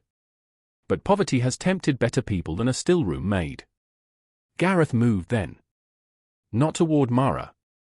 Toward the back passage. His head lifted. His ears sharpened. A small scrape came from beyond the servants' hall, where the corridor led toward the laundry stairs and the row of rooms where trunks were kept. Mrs. Pike turned too quickly. Sebastian noticed. "Gareth," he said, not a command so much as permission. The Wolfhound crossed the hall with silent speed. The servant shrank back. He reached the passage just as a scullery maid named Bess slipped from the shadows with a bundle of folded rags against her chest. Gareth did not touch her. He planted himself before her and lowered his head until she stopped as if a gate had closed in front of her. Something small fell from the rags and struck the floor with a bright metallic sound. A key. Not Mara's small trunk key. A larger duplicate, brass and newly polished. Mr. Barrow stepped forward and picked it up. His face drained. This opens the servants' room press, Your Grace. And the spare trunk locks? Sebastian asked. Some of them, yes. Bess began to cry. I didn't know what it was for. Mrs. Pike's voice cracked like a whip. Hold your tongue. Sebastian turned. You will not instruct her. Bess clutched the rags. Mrs. Pike said I was to fetch it from the press and put it back before breakfast. She said it was none of my business. I didn't know there'd be stealing. Mrs. Pike went white, then red. The girl is frightened and inventing nonsense. Perhaps, Sebastian said. Then we will ask questions in proper order, with Mr. Barrow present, and not in a room arranged for spectacle. Lady Honoria lifted her chin. This is absurd. The brooch was in Ellery's possession. It was in her trunk, Sebastian said. That is not the same thing. Mara felt those words move through the room like a window opening. Not acquittal. Not yet. But air. Mrs. Pike drew herself upright, grasping at the last shape of authority. Your Grace, a household cannot function if maids may answer back and accusations against senior staff are indulged. A household cannot function if senior staff plant evidence in maids' trunks. The silence after that was enormous. Sebastian looked at Mr. Barrow. The brooch will be returned to Lady Honoria after being noted. The duplicate key will be locked in my study. Bess will be questioned without threats. Miss Ellery will not be dismissed, fined, confined, or stripped of reference. There will be a formal household inquiry. Lady Honoria's eyes flashed. You go too far. No, Sebastian said. I returned too late. Mara lowered her gaze before anyone could see what the words did to her. For one dangerous moment, gratitude rose so sharply that it felt like pain. She had not been saved from suspicion. Suspicion remained in the corners, in whispers, in Mrs. Pike's furious stillness. But the final blow had been stopped. Her name had not yet been cleared, but it had not been thrown away. Gareth crossed back to her and stood at her side, calm as a shadow. Sebastian looked at them both, then toward the room that had been so ready to watch her fall. Until this matter is finished, he said, no one in Harrowmere will confuse poverty with guilt again. Sunday at Harrowmere began with bells, polished boots, and the kind of piety that made cruelty wear gloves. By 9 o'clock, the household had been pressed into order for chapel service, and Mara stood near the rear pew with the other female servants, her hands folded over a prayer book she could not read because every word blurred beneath the weight of the previous day. The brooch had been returned to Lady Honoria, but not to Truth. Mrs. Pike had not been dismissed. Bess had been questioned and sent back to the scullery with red eyes and a warning to speak of nothing until his grace required it. The duplicate key had vanished into the Duke's study, and with it went the last illusion that the household's malice was careless. It had shape. It had planning. It had hands. Across the narrow aisle, Gareth lay at the entrance of the chapel vestibule, allowed there only because Sebastian had commanded it and because no one wished to be the first to challenge him in God's house. The hound was still, but not asleep. When the congregation rose, he watched Mrs. Pike. When Lord Fernwick bent his head over his prayer book, Gareth's ears moved once, as if memory had stepped too close. Mara saw it. She also saw Mrs. Pike slip 2 fingers into the pocket of her black apron when the final hymn began, checking for something small and hard. A key. Not the one taken from Bess. Another. Mara felt the old, dangerous habit of noticing come alive. After service, the gentry lingered beneath the yew trees and along the gravel path, speaking of weather, tenants, parish repairs, and all the harmless subjects by which powerful people delayed truth. Servants moved in careful streams back toward the house. Mara should have gone with them. Cook needed lavender water. The still-room shelves needed checking. Mrs. Pike had already looked once in her direction, a silent command to be ordinary. Instead, Mara saw the housekeeper turn away from the main path and take the narrow walk toward the old vestry, where ivy climbed the chapel wall and the door had not been used since the late Duchess's funeral. Lord Fernwick followed moments later, too casually. No one else noticed. Or perhaps they noticed and chose not to know. Mara stood still until the last maid passed her. Then she moved. She did not run. Running drew eyes.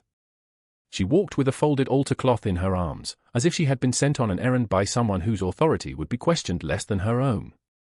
The vestry path curved behind a low wall mottled with moss. From there, the chapel bells sounded muffled, and the laughter of guests on the lawn seemed to belong to another estate entirely. Mara stopped behind a lilac bush stripped thin by spring wind. Voices reached her through the leaves.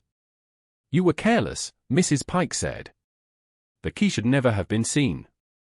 Lord Fernwick answered with a controlled impatience that did not hide fear. "Your scullery girl panicked."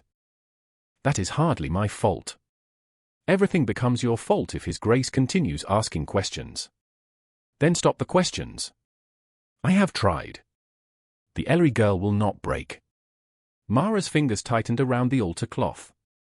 Her name sounded different in their mouths, not like a person, but like an obstacle. Fernwick gave a short laugh. "She is a maid. She was a clergyman's daughter. That makes her worse. Poor enough to be threatened, educated enough to remember. Then she should have remembered her mother before preserving scraps." A pause. Silk rustled. Mrs. Pike's voice dropped. "You told me the draft would only agitate the dog." "It did. The beast performed beautifully. It nearly ruined us then, and it may ruin us now. Only if Vale learns why the hound was made savage in the first place." Mara's breath stopped. The words did not surprise her. They did something worse. They confirmed that the truth she had carried alone had existed outside her fear. It had weight. It had witnesses. Fernwick continued, sharper now. "The land east of the beck would have settled my creditor before summer if Vale had been forced into compliance. A dangerous hound, a frightened aunt, a house in disorder. It was an excellent pressure." "And now?" Mrs. Pike asked. "Now the girl must be made impossible to believe." Mara stepped back. A twig snapped beneath her shoe. Silence struck the path. "Who is there?" Fernwick said. Mara turned, but the altar cloth caught on the lilac. For one awful second, she was held in place by linen and thorn while her heart beat so loudly she thought the chapel guests must hear it. Mrs. Pike appeared first around the corner. Her eyes widened, then narrowed with a fury so clean it looked almost calm. "Ellery." Lord Fernwick came behind her. His face emptied of all drawing-room charm. "How much did you hear?" Mara pulled the cloth free. "Enough. You heard gossip between a gentleman and a servant," he said. "You heard nothing you can use. I heard you say Gareth was made savage." Mrs. Pike stepped closer. "You foolish girl." Mara stepped back toward the main path. "I am finished being quiet for your convenience." It was the bravest sentence she had ever spoken. It was also the most dangerous. Fernwick moved to block the way, not touching her, only placing his body across the path with the assurance of a man society would believe before it believed the woman trying to pass him. "You will not take one more step." Then Gareth came over the low wall. He did not bark. He landed between Mara and Fernwick with a force that scattered gravel and sent Mrs. Pike back against the ivy. The sound drew every eye from the chapel lawn. Lady Fernwick cried out. A groom shouted. Guests turned. Within seconds, the private path became public disaster. Gareth stood before Mara, enormous and still, his body angled between her and Lord Fernwick. Fernwick lifted both hands and stumbled backward, making fear into theatre. "There," he shouted. "Do you see? She set him on me."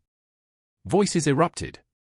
Lady Honoria hurried from the chapel steps, white with outrage. "Sebastian! This cannot continue. That animal must be destroyed before he brings disgrace and danger upon this house." The word destroyed rolled through the crowd like a verdict already signed. Mara could not feel her hands. Gareth had not harmed anyone. He had only stood where no one else had stood. But the scene looked exactly as Fernwick needed it to look: maid, gentleman, hound, accusation. Sebastian came through the crowd with Mr. Barrow at his shoulder. He did not hurry, yet people moved from his path as if compelled. His gaze took in Mara's pale face, Gareth's position, Mrs. Pike's shaken composure, and Fernwick's raised hands. "No one touches the hound," he said. A groom who had reached for a looped lead stopped at once. Lady Honoria's voice trembled with anger. You are risking every person here for a servant's tale. Sebastian looked at Mara. Miss Ellery. Not Ellery. Not girl. Miss Ellery, before chapel guests, servants, and gentry. The name steadied her more than the ground beneath her feet. Tell me what happened. Fernwick barked a laugh. You cannot mean to ask her before me. I can. I have. Mara swallowed. Her voice nearly failed, but Gareth's shoulder brushed her skirt, and the pressure brought her back to herself. I followed Mrs. Pike because I saw her leave the chapel path with a key. Lord Fernwick met her near the old vestry. I heard them speak of the draft given to Gareth last year. I heard Lord Fernwick say the dog was made savage to pressure your grace over land east of the beck. A collective breath moved through the onlookers. Mrs. Pike said, lies. Fernwick said, ambition. Lady Honoria said, hysteria. The three words struck from three directions, but Sebastian did not move. Barrow, he said. Note every word. Mr. Barrow took out his notebook with trembling hands. Fernwick reached into his coat, perhaps for a handkerchief, perhaps only to compose himself. A folded paper slipped from his inner pocket and fell open on the gravel. Gareth's head turned toward it, but Sebastian bent first and picked it up. Fernwick's face changed. That was the true confession. Sebastian read the paper in silence. The crowd waited. A debt note, he said at last. Secured against expected proceeds from the Harrowmere Eastern lease. Fernwick's mouth went dry. That is a private matter. It became mine when my land and my hound were used to pay it. Lady Honoria whispered his name, but Sebastian did not look at her. He looked at Mara again, and this time the restraint in his face seemed carved over something far more dangerous than anger. Are you hurt? The question was quiet. Too quiet for spectacle. Mara looked down and saw that her sleeve had torn on the lilac, leaving a strip of white lining exposed at the wrist. No, Your Grace. His eyes rested on the tear for 1 second, then lifted. He did not touch her. He did not make her embarrassment larger by rushing to her side. Instead he gave her the dignity of being believed while still standing on her own feet. Gareth will return to the house under my authority, he said. Miss Ellery will walk beside Mr. Barrow. Mrs. Pike and Lord Fernwick will remain available for inquiry. No servant is to be dismissed, questioned, or threatened. Lady Honoria's face hardened. There will be an inquiry, then. In the drawing room. Before witnesses. This must be settled publicly. Sebastian's gaze moved over the crowd that had so quickly chosen a villain and a victim according to rank. Yes, he said. It will. Mara felt the word settle into the chapel path, into the gravel, into the old stones that had heard too many polite lies. Gareth stepped once, waiting for her. For the first time, she did not lower her head as she walked past them all. The scandal did not end when they left the chapel path. It entered the house ahead of them, climbed the stairs faster than any footman, and settled into every room with the bitter smell of a candle newly snuffed. By luncheon, Harrowmere Hall had divided itself into those who had seen Gareth stand between Mara and Lord Fernwick, those who claimed to have seen more, and those who had already chosen which lie would keep them safest. Mara returned to the still room under Mr. Barrow's escort with her torn sleeve pinned awkwardly at the wrist and her prayer book still clutched in one hand. She had expected Mrs. Pike to be waiting. She had expected Lady Honoria's cold voice at the end of the passage. Instead, Sebastian Vale stood beside the still-room table, his dark coat still carrying the chill of the chapel yard, his face so controlled that only the whiteness at the edge of his knuckles betrayed him. Gareth remained at the door, watching everyone as if the house itself had become suspect. Miss Ellery, Sebastian said. Until the inquiry, you will not return to the servants' hall. Mara went still. Your Grace? Mr. Barrow looked down. That was when she understood this had already been decided without her. You will remain in the old still room off the north passage, Sebastian continued. It has a lock on the inner door, a bell pull, and access to the steward's corridor. Mr. Barrow will place a maid outside. No one will question you without my knowledge. The words were protection. They felt like a wall. Mara set the prayer book down because her hands had begun to ache around it. "Am I accused, Your Grace?" His eyes sharpened. "No, then why am I to be put away?" A small silence followed. Mr. Barrow shifted as if he wished to vanish into the shelves of dried lavender and labelled jars. Sebastian answered carefully. "Because Lady Honoria intends to make the inquiry public enough to ruin you if Fernwick speaks first. Because Mrs. Pike still has influence below stairs. Because if one more planted object, whispered accusation, or frightened servant is turned against you before tomorrow, the truth may be buried under spectacle. So I am to be hidden before they can hide the truth. You are to be kept safe." "Safe," she repeated. The word had been used too often by people closing doors. Sebastian's jaw tightened. "I will not allow them to destroy you for telling the truth. But I must be removed from sight while you decide how best to prevent it." He took one step toward her, then stopped, as if remembering the distance her position required and his power threatened. "That is not what I intend. It is what it is." The room seemed to grow smaller around the plain shelves, the jars of mint, the folded cloths, and the long table where she had tried to make usefulness into invisibility. Mara heard her own voice and hardly knew it. She should have been grateful.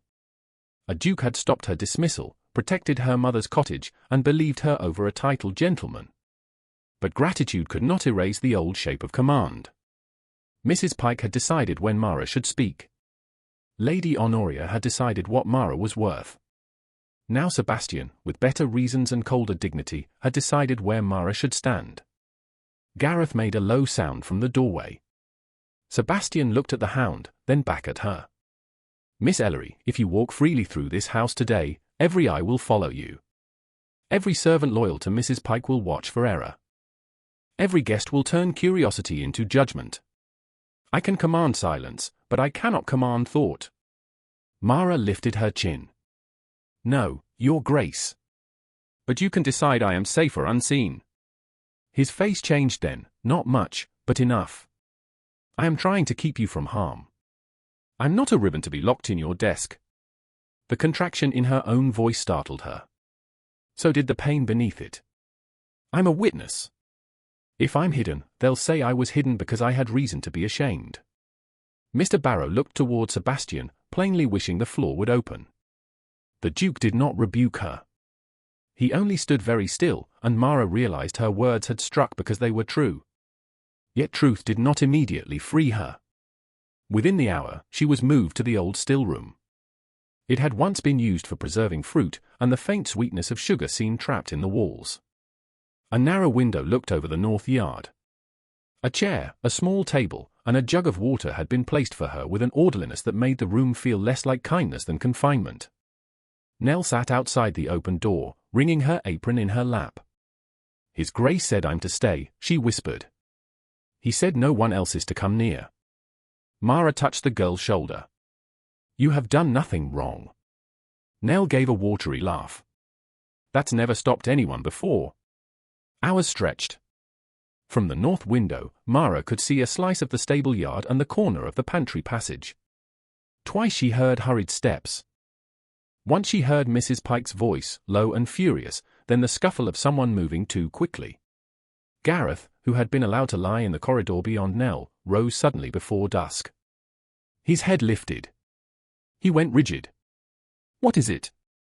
Mara asked. He pushed past Nell, not roughly, but with purpose, and trotted toward the pantry stairs. Mara followed to the threshold, then stopped because Sebastian's order held her as tightly as any lock. Nell sprang up. "Mara, don't. His Grace said you weren't to leave." "I know." But Gareth had vanished around the corner. A sharp smell drifted through the passage. Smoke. Not fire enough to alarm the house. Paper burning. Mara stepped one pace beyond the door. Then another. By the time Sebastian and Mr. Barrow came down the steward's corridor, Gareth had returned with ash clinging to the fur below his muzzle and a charred scrap caught against one paw. Sebastian bent and lifted it with care. The paper was blackened at the edges, but 3 broken letters remained visible in brown ink. "Lord." Mr. Barrow's face tightened. "Laudanum, Your Grace." Mara felt the word settle into the old fear. Bitter draught. Blue ribbon. Gareth shaking his head beneath the lantern. Sebastian looked toward the pantry passage. Mrs. Pike has begun burning what she cannot explain. Mara stood in the doorway of the old stillroom, neither inside nor free. Sebastian saw her there, and the look that crossed his face was not anger at her disobedience. It was something more difficult. Recognition. He had built a cage with honorable intentions and found her standing at its edge. "Mr. Barrow," he said quietly, "send a footman to watch the pantry hearth. No one is to disturb the ashes." The steward left at once. Nell, sensing she was not required, fled back down the corridor. Gareth lay between Mara and Sebastian, his head on his paws, as if even he had grown tired of human pride. For a moment, neither of them spoke. "You were right," Sebastian said at last. Mara looked up. "Your Grace? I protected you as if safety were a place I could put you." It was not protection enough. It was convenience wearing a better coat. The apology was so plain that she did not know where to put it. Gentlemen excused. Employers corrected. Dukes commanded. They did not stand in narrow passages and name their own mistake. "You had cause to fear for me," she said. "Yes. That doesn't mean you had the right to decide for me." "No," he said. The word was immediate. It moved through her more deeply than any defense would have done. "No, it does not." Mara's eyes burned, but she would not let tears make the scene smaller. "I would rather stand in danger than be kept safe without my consent." Sebastian received the words as though each one had weight. "Then stand," he said. "At the inquiry, you will stand where all can see you. I will not speak over you. I will not hide you. I will make the room listen when you choose to speak." She wanted to believe him. Wanting was dangerous. It could make a woman mistake a lit candle for dawn. Still, he had said choose, and the word opened something in her chest. Slowly, Mara reached into the inner fold of her apron. "There is something else." Sebastian's gaze lowered to her hand. She drew out a second thread, so small it might have been nothing to anyone else. It was not the ribbon itself. That he already had. This was a blue fiber cord for 1 year inside the seam of her old apron, preserved by accident until fear had made it precious. "I saw the knot," she said. "The night Gareth was drugged. I saw the hand that tied it."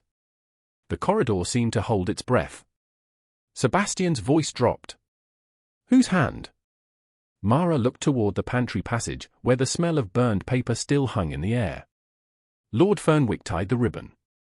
But Mrs. Pike held the vial. Sebastian did not answer at once, and that frightened Mara more than disbelief would have done. Disbelief had familiar edges. A gentleman could frown, dismiss, and return her to the rank where her pain belonged to no one. Silence from the Duke was different. It had weight. It gathered every word she had spoken and measured it not against her station, but against the house itself. Gareth lifted his head from his paws, yellow eyes fixed on the pantry passage where the last bitter smoke of burned paper drifted under the door. Somewhere above stairs, a bell rang twice, impatient and ignored. Sebastian looked from the blue fibre in Mara's hand to the ash-stained scrap Mr. Barrow had taken away, then to her face. "You saw Fernwick tie it?" "Yes, Your Grace." "And Mrs. Pike held the vial?" "Yes." "Why did you not tell me before?" The question was not cruel. That made it harder to answer. Mara folded the fibre into her palm because her fingers needed something to hold. "Because last year you were away from everyone, Your Grace. Because Lady Honoria ordered that no one trouble you with lower household panic. Because Mrs. Pike told me my mother's cottage could be reviewed. Because Lord Fernwick was a gentleman, and Gareth was already called dangerous before I found courage enough to speak." She swallowed. "And because I was afraid." The last sentence hung between them, plain and unadorned. Sebastian's face changed only slightly, but she saw the effect of it. Not disappointment in her.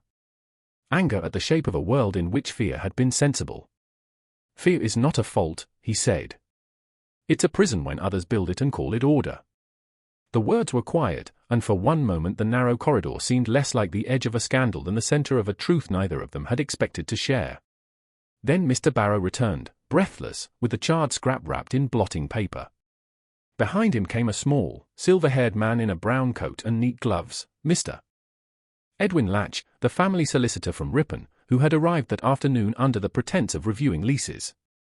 He bowed to Sebastian, then to Mara with a seriousness that startled her. Miss Ellery. No servant in the hall had ever made her name sound like business rather than burden. Sebastian opened the door to the steward's office. We will speak in here. The door remains open. Mara understood the courtesy. A closed door with a duke could become gossip, even when truth stood between them. Gareth settled across the threshold as if guarding propriety itself. Inside, Mr. Barrow laid out the pieces on the desk, the old kennel ledger with its missing page, the copied pantry order recovered from the apothecary's clerk, the debt note dropped on the chapel path, the burned scrap marked with the broken letters, and the blue fibre Mara had kept by accident for a year. The torn ribbon itself lay beside them, faded, slight, and terrible. Mr. Latch adjusted his spectacles. We must be precise. Assumption will not stand where rank is involved. Then we will use facts, Sebastian said. Begin with the land. Mr. Barrow pointed to a map of Harrowmere spread beneath a brass paperweight. The eastern lease runs along the beck, Your Grace. Lord Fernwick's creditor expected payment from an arrangement not yet signed. No formal agreement exists in our books. Because I refused to sell or lease it last spring. Sebastian's voice flattened. Honoria pressed the matter after Fernwick's visit.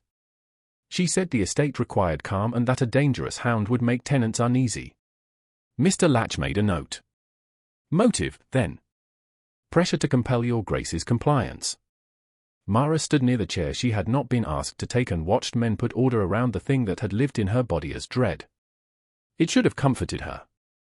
Instead, it exposed how fragile truth was until someone powerful gave it a table, ink, and witnesses. Sebastian looked up. Sit, Miss Ellery. I am accustomed to standing, Your Grace. So I have observed. His voice softened by a degree. That doesn't mean you must do it here. Mr. Barrow suddenly found great interest in the map. Mr. Latch looked down at his notes. Mara sat because refusing would make the moment about pride, and there were larger things at stake. The chair felt strange beneath her. Not comfortable. Significant. Mr. Latch turned to her. You saw the knot. Can you describe it? Mara closed her eyes briefly. The lantern. The rain. Gareth's restless head. Fernwick's gloved fingers fumbling with silk. It was tied under the old collar, not above it. The right end crossed twice before he pulled it through. It made a small twist, uneven, because his left hand was clumsy. You are certain? Yes. How? She opened her eyes. My father taught me knots for church parcels and charity bundles. A groom would not tie ribbon that way. A lady's maid would not either. It was a gentleman trying to do a servant's work quickly. Sebastian's gaze rested on her with an attention that warmed and unsettled in equal measure. You notice what others dismiss. Mara looked at the desk. It has been useful. It has been unjustly necessary. No one answered that. Mr. Barrow cleared his throat. The apothecary's copy confirms a small vial of laudanum mixture collected the morning of Lord Fernwick's supper. Signed through the pantry account. Mrs. Pike's mark appears on the receipt. Could Lady Honoria claim ignorance? Mr. Latch asked. She may try, Sebastian said. Her initials approved the purchase. Approval is not the same as conspiracy. No. But the brooch, the key, the pressure upon Widow Ellery's tenancy, and the attempted destruction of papers make ignorance less graceful. The mention of her mother tightened Mara's chest. Sebastian saw it and reached for a folded paper on the corner of the desk. He did not hand it to her at once. Miss Ellery, I have had Mr. Barrow review your mother's tenancy. Mara went still. Your Grace? It was never dependent upon Mrs. Pike. Nor upon Lady Honoria. The rent has been paid from your wages with a regularity that should have shamed anyone who called it charity. Heat rose behind Mara's eyes. She blinked it back. My mother is safe. The cottage will be secured in writing by noon tomorrow. In your mother's name for the remainder of her life, provided she wishes to remain. You owe me nothing for it. The last sentence came before gratitude could bend her into debt. Mara heard that and understood he had meant her to hear it. I cannot repay such a thing. I did not ask you to. People seldom give without asking, Your Grace. His expression grew quieter. Then let this be the first proof that I am learning from the ruin of my own house. For a heartbeat, the office faded to the space between them. Mara saw not the Duke who commanded rooms, but the man who had returned to find grief used as a tool, his hound framed, his authority borrowed by cruelty, and a woman beneath his roof paying for his absence. She wanted to comfort him. That impulse frightened her most of all. A maid did not comfort a duke. A witness did not mistake respect for tenderness. She folded her hands in her lap. Then I will owe the truth, she said. Not me, he replied. Yourself. Mr. Latch closed his notebook, saving them from the silence. The inquiry tomorrow must be managed carefully. Lady Honoria will try to make the matter one of discipline. Lord Fernwick will make it one of class. Mrs. Pike will make it one of household order. Miss Ellery must not appear as a dependent creature speaking only under your Grace's influence. She will speak for herself, Sebastian said. Mara's throat tightened. If they ask why I remain silent, I will answer. They will use your fear against you, Mr. Latch said gently. Then they will hear what made me afraid. Gareth rose abruptly from the threshold. His ears lifted. A faint sound came from the yard, no louder than a latch disturbed by careful fingers. Sebastian turned. Gareth. The hound did not look back. He moved down the passage with sudden purpose. Mara stood. Something is wrong. Mr. Barrow hurried to the outer door, opened it, and called for the kennel groom. No answer came. The yard beyond had darkened to blue-black, and the lamps near the stable flickered in the wind. A groom stumbled into view from the far side of the coach house, pale and hatless. Your Grace. He bent at the waist, gasping. The kennel gate is open. Sebastian was already moving. Mara followed to the threshold, cold spreading through her before the words were finished. The groom looked from the Duke to her, then to the empty passage where Gareth had vanished. The hound is gone. The open kennel gate swung once in the wind, slow and accusing, while every man in the yard looked at it as if iron could confess. Sebastian reached it first.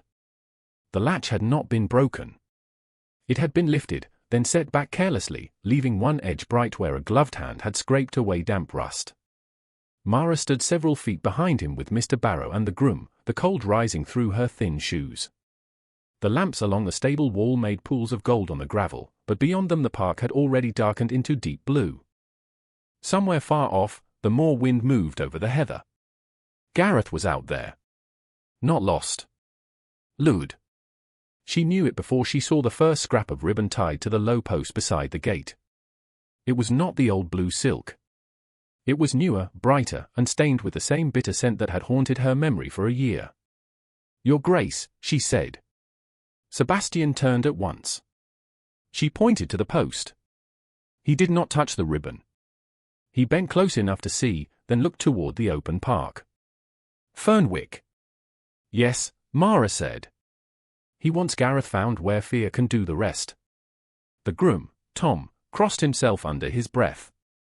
If the hound reaches the sheepfold, they'll say he's turned again. He has not turned, Sebastian said. His voice cut through the yard. No one will speak of him as if guilt has already been proved. Mara heard the anger beneath the control and knew it was not only for Gareth. It was for every creature and every person Harrowmere had found easier to condemn than understand. A stable lad ran from the tack room with a lantern and a heavy catch-pole used for frightened horses. Sebastian took the lantern instead and left the pole against the wall. We follow the path, he said. No shouting. No chase. No one frightens him into the story they want. Mara stepped forward before courage could fail her. I should come. Mr. Barrow opened his mouth, then closed it.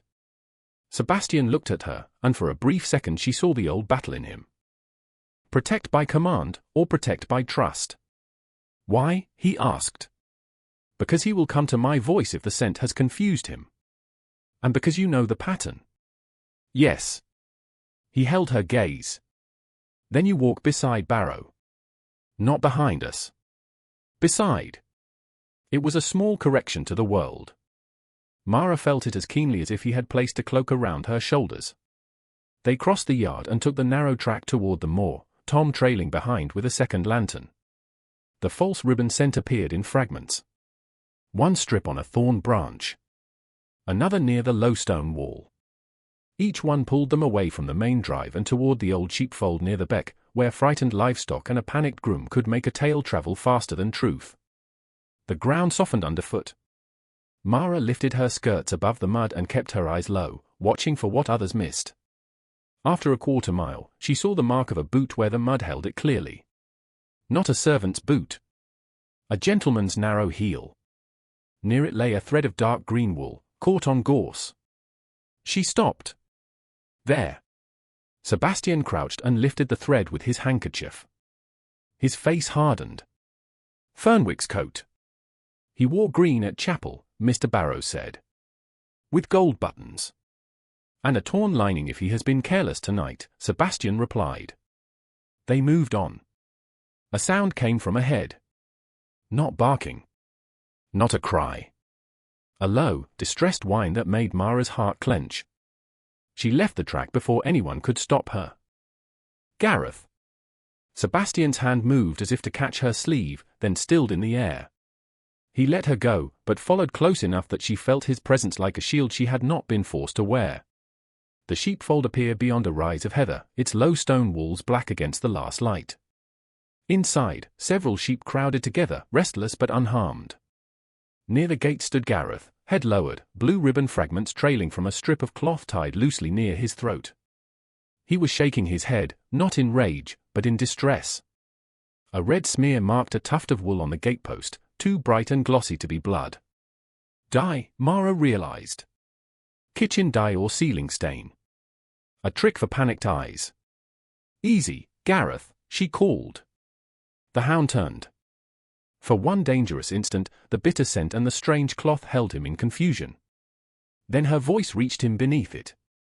His body eased. He took one step toward her. A man burst from behind the far wall. Tom gave a shout. Lord Fernwick appeared with mud on his boots and a tear along the lining of his coat. His face flashed with anger before he arranged it into alarm. Stay back, he cried. The beast is among the sheep. Harrowmere, call your men before it is too late. A second groom came running from the lower path with an old fowling piece held awkwardly, more fear than intent in his face. Sebastian moved between the groom and the fold so quickly that Mara barely saw him cross the ground. Lower it. The groom obeyed as if his knees had weakened. Your Grace, Lord Fernwick said the hound had gone mad. Lord Fernwick has said many things. Sebastian's eyes did not leave Fernwick. Few of them have survived examination. Fernwick's jaw tightened. You are willing to risk your tenant's flocks for a maid's sentiment? Mara did not look away from Gareth. She stepped closer, slowly, hands open. Come here, boy. You don't need to fight a lie. Gareth walked to her. Not to the sheep. Not to Fernwick. To her.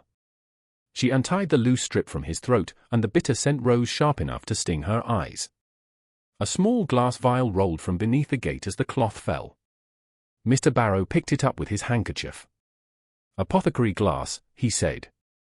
Same size as the order copy. Fernwick laughed, but the sound cracked. A bottle in a field proves nothing. No, Mara said, still kneeling beside Gareth. Her voice was quiet, yet the men heard it. But a ribbon tied with the same clumsy double-cross knot does. Sebastian looked at the cloth in her hand. The knot sat twisted beneath the fold, exactly as she had described. Fernwick saw the recognition pass between them and stepped back. This is absurd. You would take her word over mine. Sebastian's face became colder than the wind. Tonight I will take the ribbon, the vial, the coat thread, the false trail, the witness of my steward, and the behavior of a hound who has shown more honesty than half the people in my house." Fernwick's color rose. "You insult a gentleman." "No," Sebastian said. "I identify one." The words landed with such precision that even the sheepfold seemed to grow still. Mara untied the last ribbon fragment from Gareth's fur. His head lowered into her hand, heavy and trusting. She felt the tremor leaving him by degrees. "He was never savage," she said. "He was frightened and used." Sebastian looked down at the hound, then at her. The severity in his face shifted, revealing something tired and raw beneath it. "He trusts you because you never asked him to be less wounded." Mara could not answer. The sentence had not been meant only for Gareth. It crossed the cold ground between them and touched something both of them had tried to hide. Mr. Barrow cleared his throat softly. "Your Grace, should Lord Fernwick return with us?" Fernwick straightened with desperate dignity. "I will not be marched like a criminal by servants and dogs." Sebastian lifted the lantern. "Then walk like a guest who has nothing to conceal. Tomorrow you will have a room full of witnesses." Fernwick said nothing. That, more than any protest, betrayed him. They returned to Harrowmere with Gareth walking beside Mara, the false ribbons wrapped in Mr. Barrow's cloth and the vial secured in Sebastian's coat. At the stable yard, several tenants and grooms stood waiting. They had seen enough: the calm hound, the unharmed sheep, the Duke's silence, Fernwick's torn coat. Rumour would still travel, but now truth had feet of its own. As the first pale edge of morning touched the east windows, Mara stood at the foot of the servants' stair with the plain bundle of ribbon, vial, and stained cloth in her hands. Sebastian stopped beside her, proper distance held, his voice low enough for only her and Mr. Barrow to hear. "The inquiry begins after breakfast." Mara looked toward Gareth, who had settled at the base of the stairs as if no door in Harrowmere would ever again close without his consent. "Then I will speak." Sebastian inclined his head, not as a duke indulging a maid, but as a man acknowledging a witness. "And they will listen." By the time breakfast ended, Harrowmere Hall had dressed itself for judgment. The drawing-room, which had been arranged 2 nights earlier for polite conversation and candlelit compliments, now looked like a room prepared to weigh a soul. Chairs had been placed in severe lines. Lady Honoria sat near the hearth with her hands folded over her black silk skirts, the picture of offended dignity. Lord Fernwick stood by the tall window, pale from sleeplessness but dressed with such care that his cravat looked like an argument for innocence. Mrs. Pike waited near the door with the senior servants behind her, her keys hanging bright at her waist as if authority could be polished back into truth. Mr. Barrow stood at Sebastian's writing table with papers arranged before him. Mr. Latch, the solicitor, had his notebook open. Local guests from chapel had been invited to remain as witnesses, and their whispers died the moment Sebastian entered. Mara came last. She wore her plain black dress, a clean cap, and the mended sleeve Nell had stitched before dawn with trembling fingers. In her hand she carried the cloth bundle from the moor, ribbon fragments, the apothecary vial, the stained strip from the sheepfold gate, and the blue fibre that had waited 1 year to become more than a servant's secret. She felt every gaze turned toward her. Not one of them was gentle. A woman could stand in the center of a room and still be treated as if she were being placed upon a table for inspection.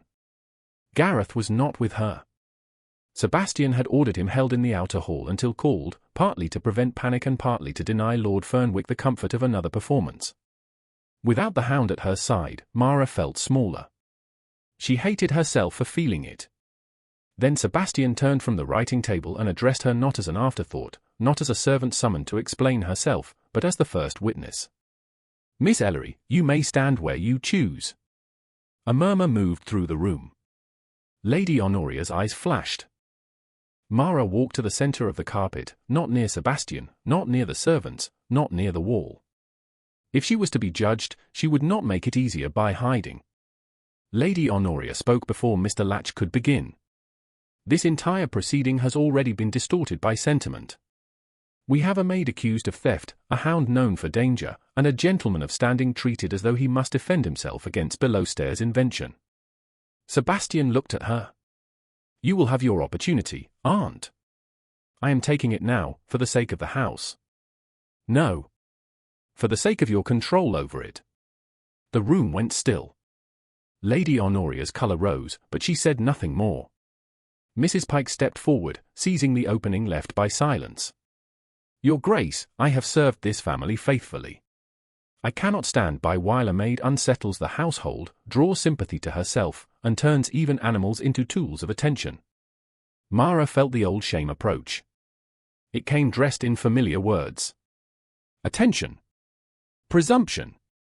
Tool. As if she had not spent years perfecting the art of being unseen. Mrs. Pike lifted her chin. The facts are plain. Lady Honoria's brooch was found in Ellery's trunk. The hound followed her into the dining room. Lord Fernwick was confronted on the chapel path with the animal between them. Last night the hound disappeared, and once again Ellery was at the heart of the matter. How many coincidences must occur before your Grace sees design? That is a fair question, Sebastian said. Mrs. Pike's eyes flickered with satisfaction. Then he added, let us apply it to everyone. Mr. Latch made a note. Lord Fernwick gave a tight laugh. Harrowmere, this has gone far enough. I indulged the chapel absurdity out of friendship for your family, but I will not be made answerable to a housemaid's fancies. Mara turned toward him. Her fear was still there. It had not vanished simply because she had chosen courage. But it had changed shape. It no longer stood in front of her. It stood behind her, reminding her what silence had cost. I am not a housemaid, my lord, she said.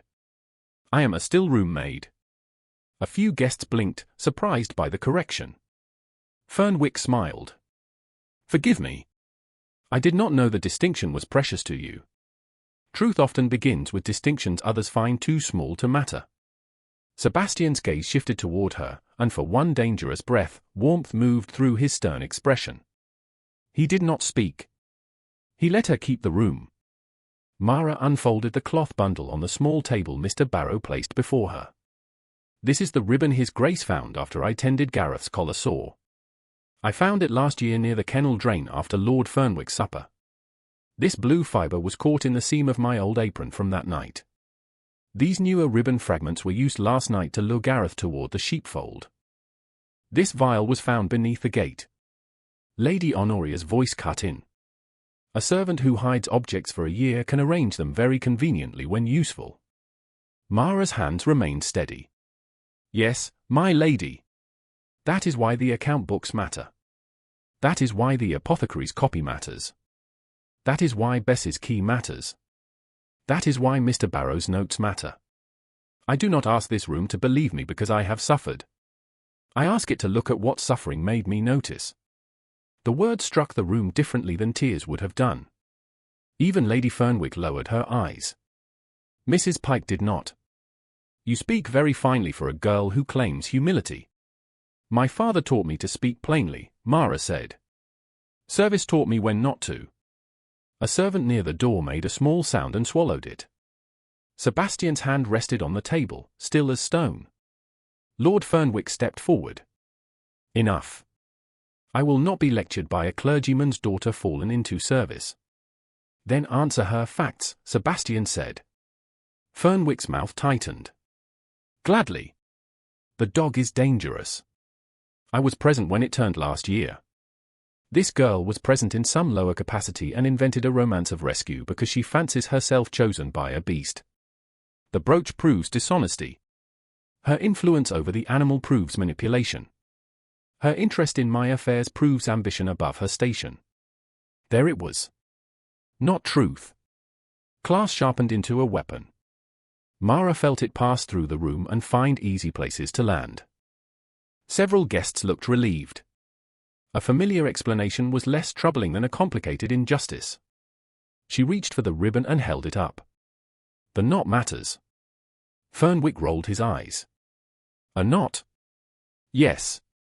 Last year the ribbon was tied beneath the collar with the right end crossed twice before being pulled through. A groom would not tie it so. A lady's maid would not tie it so. Last night, the false ribbon at the sheepfold was tied the same way. Anyone could tie a ribbon poorly. Not everyone tore the lining of a green coat near the sheepfold while doing it.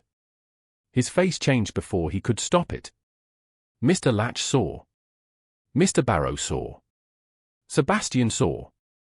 Lady Honoria rose halfway from her chair. This is becoming vulgar. No, Sebastian said. It is becoming specific. Mara drew in one breath. The room waited. I was silent because silence kept my mother housed. I am finished paying rent with my dignity. The sentence landed with a force no raised voice could have carried. Mrs. Pike's lips parted, then closed. For the first time, Lady Honoria looked not angry, but afraid of what Mara's composure might do. A sound came from the outer hall. Heavy paws on polished wood. The doors opened. Mr. Barrow turned, startled, then stepped aside as Gareth entered beside the young groom Tom. The hound carried something dark in his mouth.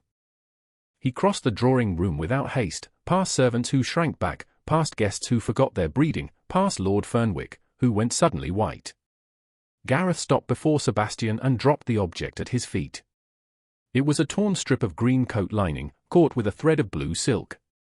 For one suspended moment, no one in the drawing room seemed to understand what the hound had brought.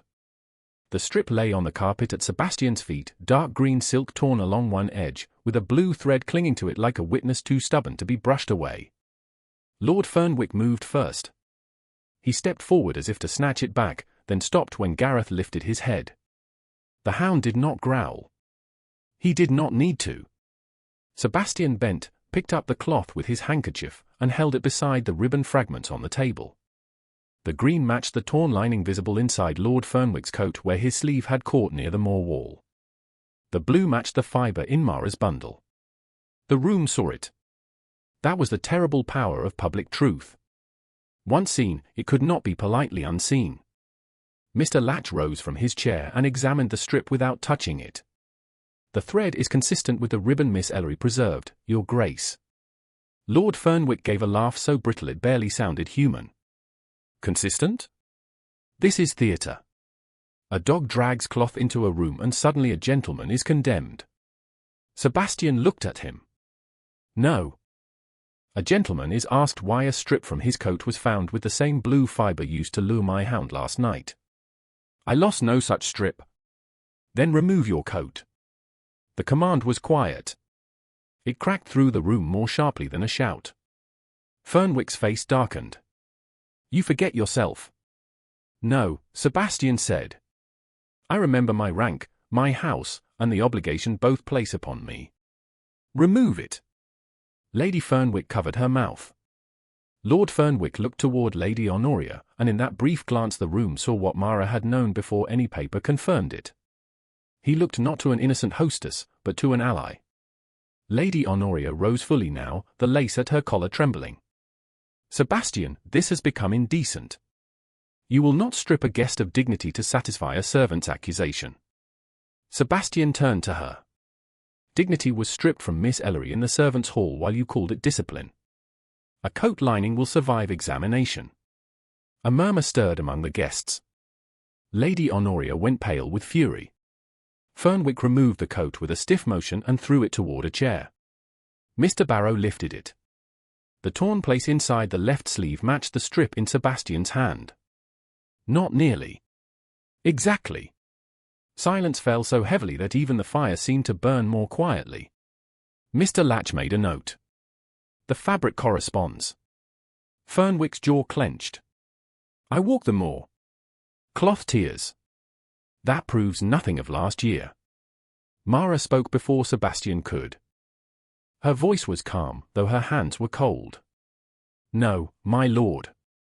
It proves last night. The vial proves the draft. The apothecary order proves the purchase. The ledger page proves someone wanted the record gone. The brooch and key prove someone tried to make me look dishonest before I could speak. She looked then at Mrs. Pike. And your silence proves you are choosing whom to fear.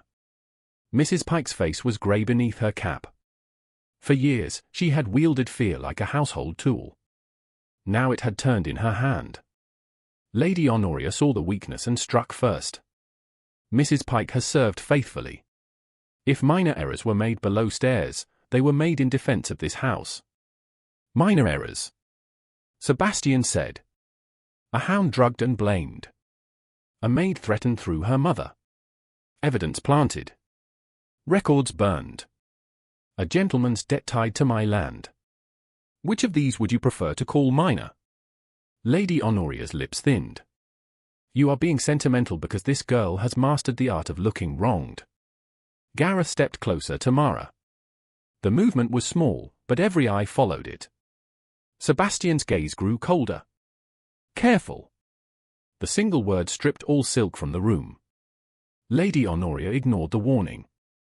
You will ruin your name for her?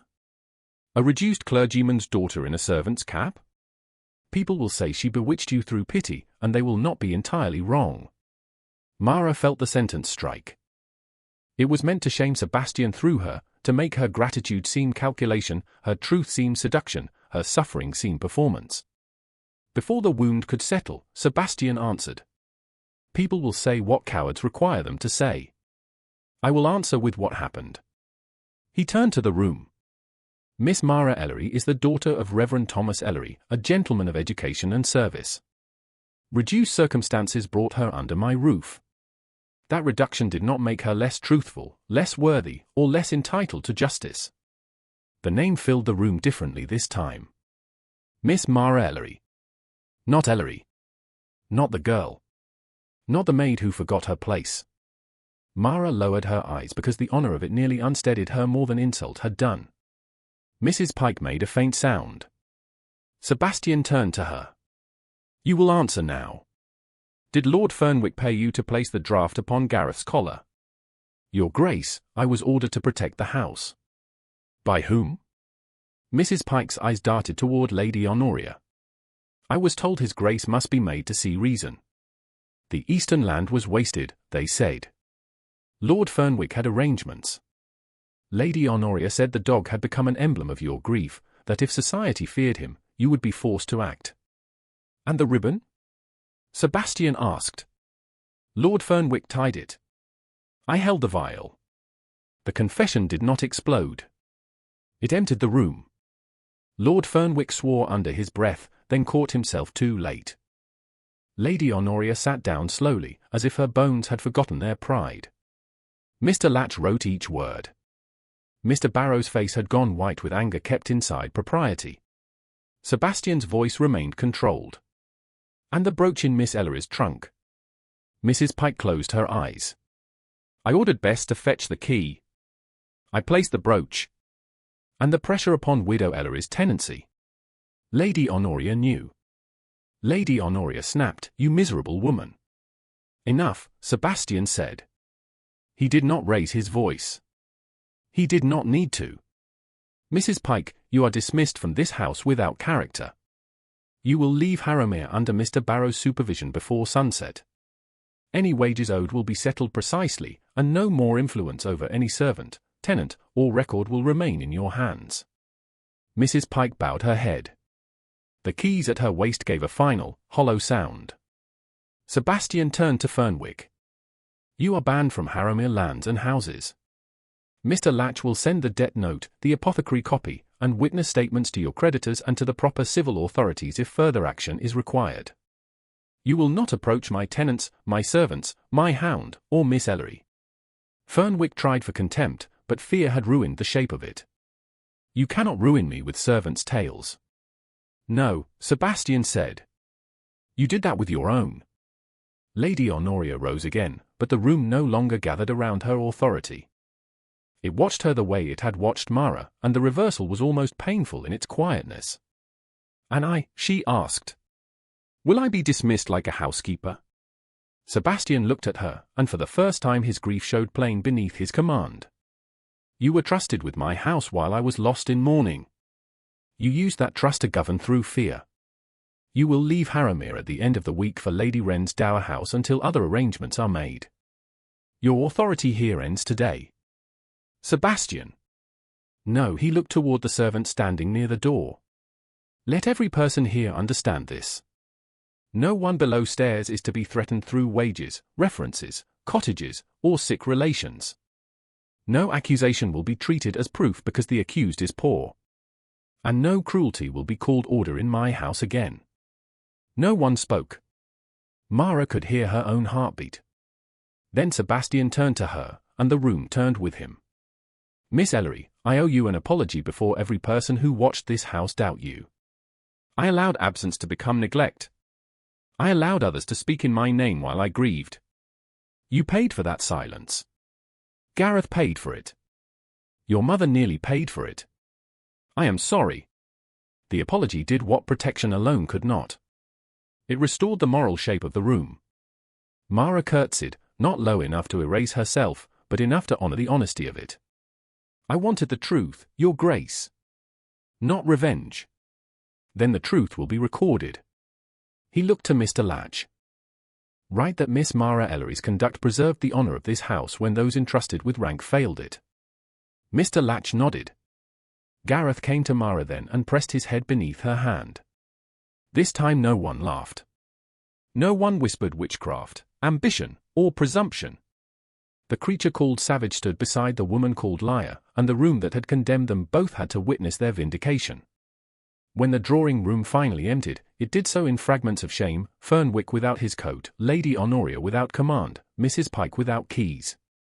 Mara remained near the table, suddenly exhausted by being seen. Sebastian approached only as far as propriety allowed. Miss Ellery, he said quietly, you may leave Harrowmere today if you wish. Or remain under protection not as a servant to be managed, but as a person free to choose. I will not decide for you again. Mara looked at the torn blue ribbon lying on the table, no longer hidden, no longer helpless. Then she looked at Gareth, who waited as if the answer mattered to him too. I will remain until my mother is settled, she said. After that, I will choose with a clear mind. Something like relief moved through Sebastian's face, restrained but unmistakable. Then Harrowmere will wait for your choice. 3 weeks after the drawing-room emptied of shame, Harrowmere Hall no longer sounded like the same house. Silence remained in its corridors, but it was not the old silence that made servants lower their eyes and carry fear like a second tray. It was the quieter pause of a place learning what had been broken beneath its polish. Mrs. Pike's keys had been handed to Mr. Barrow before sunset on the day of the inquiry, and their absence changed the lower rooms more than anyone expected. Nell stopped flinching when a bell rang. Bess wept openly when Sebastian ordered that her wages remain untouched and that no blame be placed upon a child who had been frightened into obedience. Cook began humming again over the range. No one said Mara's name with the old sideways sneer, though some could not yet say it naturally either. Respect, she discovered, could be awkward before it became sincere. Her mother's cottage was secured by proper written arrangement on thick paper bearing Sebastian's seal and Mr. Latch's signature. When Mara carried the document 3 miles down the lane, wrapped against the rain beneath her shawl, Widow Ellery read it twice by the window and then pressed the paper to her lips with shaking hands. Your father would have said Providence has a stern face sometimes, she whispered. Mara knelt beside her chair and rested her head against her mother's knee, as she had not done since childhood. For once, neither of them spoke of rent. For once, the roof above them did not feel borrowed. Mara did not return to the servants' hall that evening. Sebastian had made no grand announcement of charity, no show of favor for gossip to devour. Instead, Lady Beatrice Wren arrived from the neighboring dower house in a carriage lined with faded blue silk, bringing a maid of her own, a tart tongue, and the sort of reputation that could make propriety stand upright. She had been a friend of Sebastian's mother and had known Reverend Ellery in his parish days. She looked Mara over in the morning room, from plain cap to mended cuffs, then said, "Well, child, you have been badly treated and inconveniently brave. Those are both exhausting conditions." Mara almost smiled. Lady Beatrice did not ask whether Mara wished to become a lady overnight. She did not speak of romance, gratitude, or miracles. She spoke of ledgers, reading hours, companionable respectability, and the need for Harrowmere to make visible repair where it had permitted visible harm. Under her patronage, Mara was released from service with wages paid and reference written by Sebastian himself. She began assisting Mr. Barrow with estate accounts 3 mornings a week, sitting at a desk near the open door with Lady Beatrice within calling distance and Gareth asleep across the threshold. The arrangement was proper. It was also quietly revolutionary. Men who had once stepped around her now brought papers for her to copy. Tenants who remembered Reverend Ellery tipped their hats and called her Miss Ellery. The first time it happened, Mara had to look away until the ache in her throat passed. Sebastian did not crowd her with gratitude or expectation. That was his most difficult kindness. He came to the steward's office only when business required it. He greeted her with courtesy, never with possession. If Gareth rose and went to him, he stroked the hound's head with a gentleness the household had once mistaken for weakness because it had never been permitted to see him mourn. If Gareth returned to Mara, Sebastian watched without bitterness. One afternoon, while rain tapped against the windows and Mr. Barrow searched for a misplaced tenant roll, Sebastian paused beside Mara's desk. "Are the figures troublesome?" he asked. Mara looked down at the column of rents and repairs. "No, Your Grace. The handwriting is more troublesome than the figures. Barrow's handwriting has defeated stronger minds than ours." Mr. Barrow coughed from the shelf. "I heard that, Your Grace. I intended you to." Mara laughed before she thought to prevent it. The sound startled her. It startled Sebastian too, though he hid it poorly. For the first time, she saw what he might have been before grief trained his face into severity. Not softer. Not less powerful. More alive. At the end of the 4th week, Sebastian held a small estate gathering in the west drawing room, not a ball, not a spectacle, only tenants, senior servants, neighbouring gentry, and those who had witnessed the scandal. Lady Honoria had gone to Lady Wren's dower house under careful restraint, and Lord Fernwick's name had disappeared from invitations as thoroughly as if ink itself rejected him. Gareth lay near the hearth in a new dark leather collar, broad enough not to rub the old sore. On the table beside him rested the torn blue ribbon, cleaned but not mended. Sebastian stood before the room with no wineglass, no flourish, no practiced performance. "There are houses," he said, "that preserve reputation by hiding the truth. Harrowmere tried that, and innocent creatures suffered for it." The room listened. Mara stood beside Lady Beatrice, gloved hands folded, heart steady but full. Sebastian turned toward her. Miss Mara Ellery saw what rank refused to see.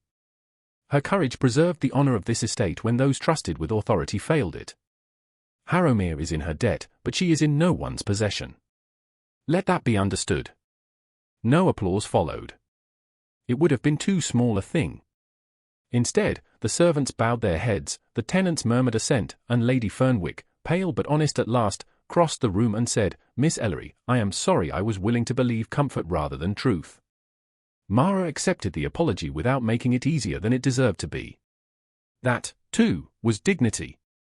Later, as the gathering thinned and a clear evening opened beyond the windows, Lady Beatrice took up her shawl with exaggerated care and said, "I believe Gareth requires exercise along the chapel path. Miss Ellery, you will accompany me. Harrowmere, you may walk at a respectable distance and try not to look as though you are being led to judgment." Sebastian gave her a dry look. "I would not dare disappoint you, Lady Beatrice." "No, you would not." The chapel path had changed in the week since the scandal. The lilac near the old vestry had begun to leaf again. Gravel no longer remembered where Fernwick had stood, though Mara did. Gareth walked ahead, newly collared, occasionally glancing back as if making certain his people followed. Lady Beatrice moved slowly enough to remain proper and far enough ahead to allow honesty. Sebastian walked beside Mara with more space between them than feeling required and less than fear once demanded. "You have not answered the question I have tried not to ask," he said. Mara looked toward the chapel stones. "Which question, Your Grace?" "Whether Harrowmere can ever be home to you." The evening held its breath. "I do not know if a place becomes safe because the cruel leave it," she said. "I think it becomes safe when those who remain keep choosing differently. Then I will keep choosing differently. That is a promise with work inside it." "I know." She turned to him then. He did not reach for her hand. He did not step closer. He waited as a man who had finally understood that love offered as command was only another cage. "Mara," he said, and her name without title was softer than any endearment could have been. "I will not ask you for gratitude. I will not ask you to mistake rescue for affection. I ask only whether, with Lady Beatrice's approval and every propriety observed, you would allow me to court you with the intention of marriage." Her breath caught, not from shock, but from the gentleness of being asked. She thought of the servants' hall, the locked fear, the ribbon in her pocket, the dog no one believed, the Duke who had learned to apologize in front of a room. She thought of her mother's secure roof and her own name restored. Most of all, she thought of choice. "Yes," she said. "But I will not be your charity." His face changed, and the warmth that came through it was almost painful. "No. You would be my honor." Lady Beatrice, several yards ahead, called, "I am old, not deaf." Mara laughed again, and this time she did not look away. Months later, when the courtship had been proper, public, and patient enough to quiet even those who wished to whisper, Sebastian asked again before the same chapel, and Mara accepted before witnesses who saw not a maid lifted beyond her place, but a woman standing fully in it. On the morning their engagement was announced, she tied the torn blue ribbon onto Gareth's new collar beside a fresh strip of clean silk. It fluttered once in the Yorkshire wind, faded and bright together. No longer proof of cruelty. No longer a secret hidden in a servant's apron. It was a sign that the feared and the forgotten had both been seen truly, and that Harrowmere, at last, had learned to call that truth home.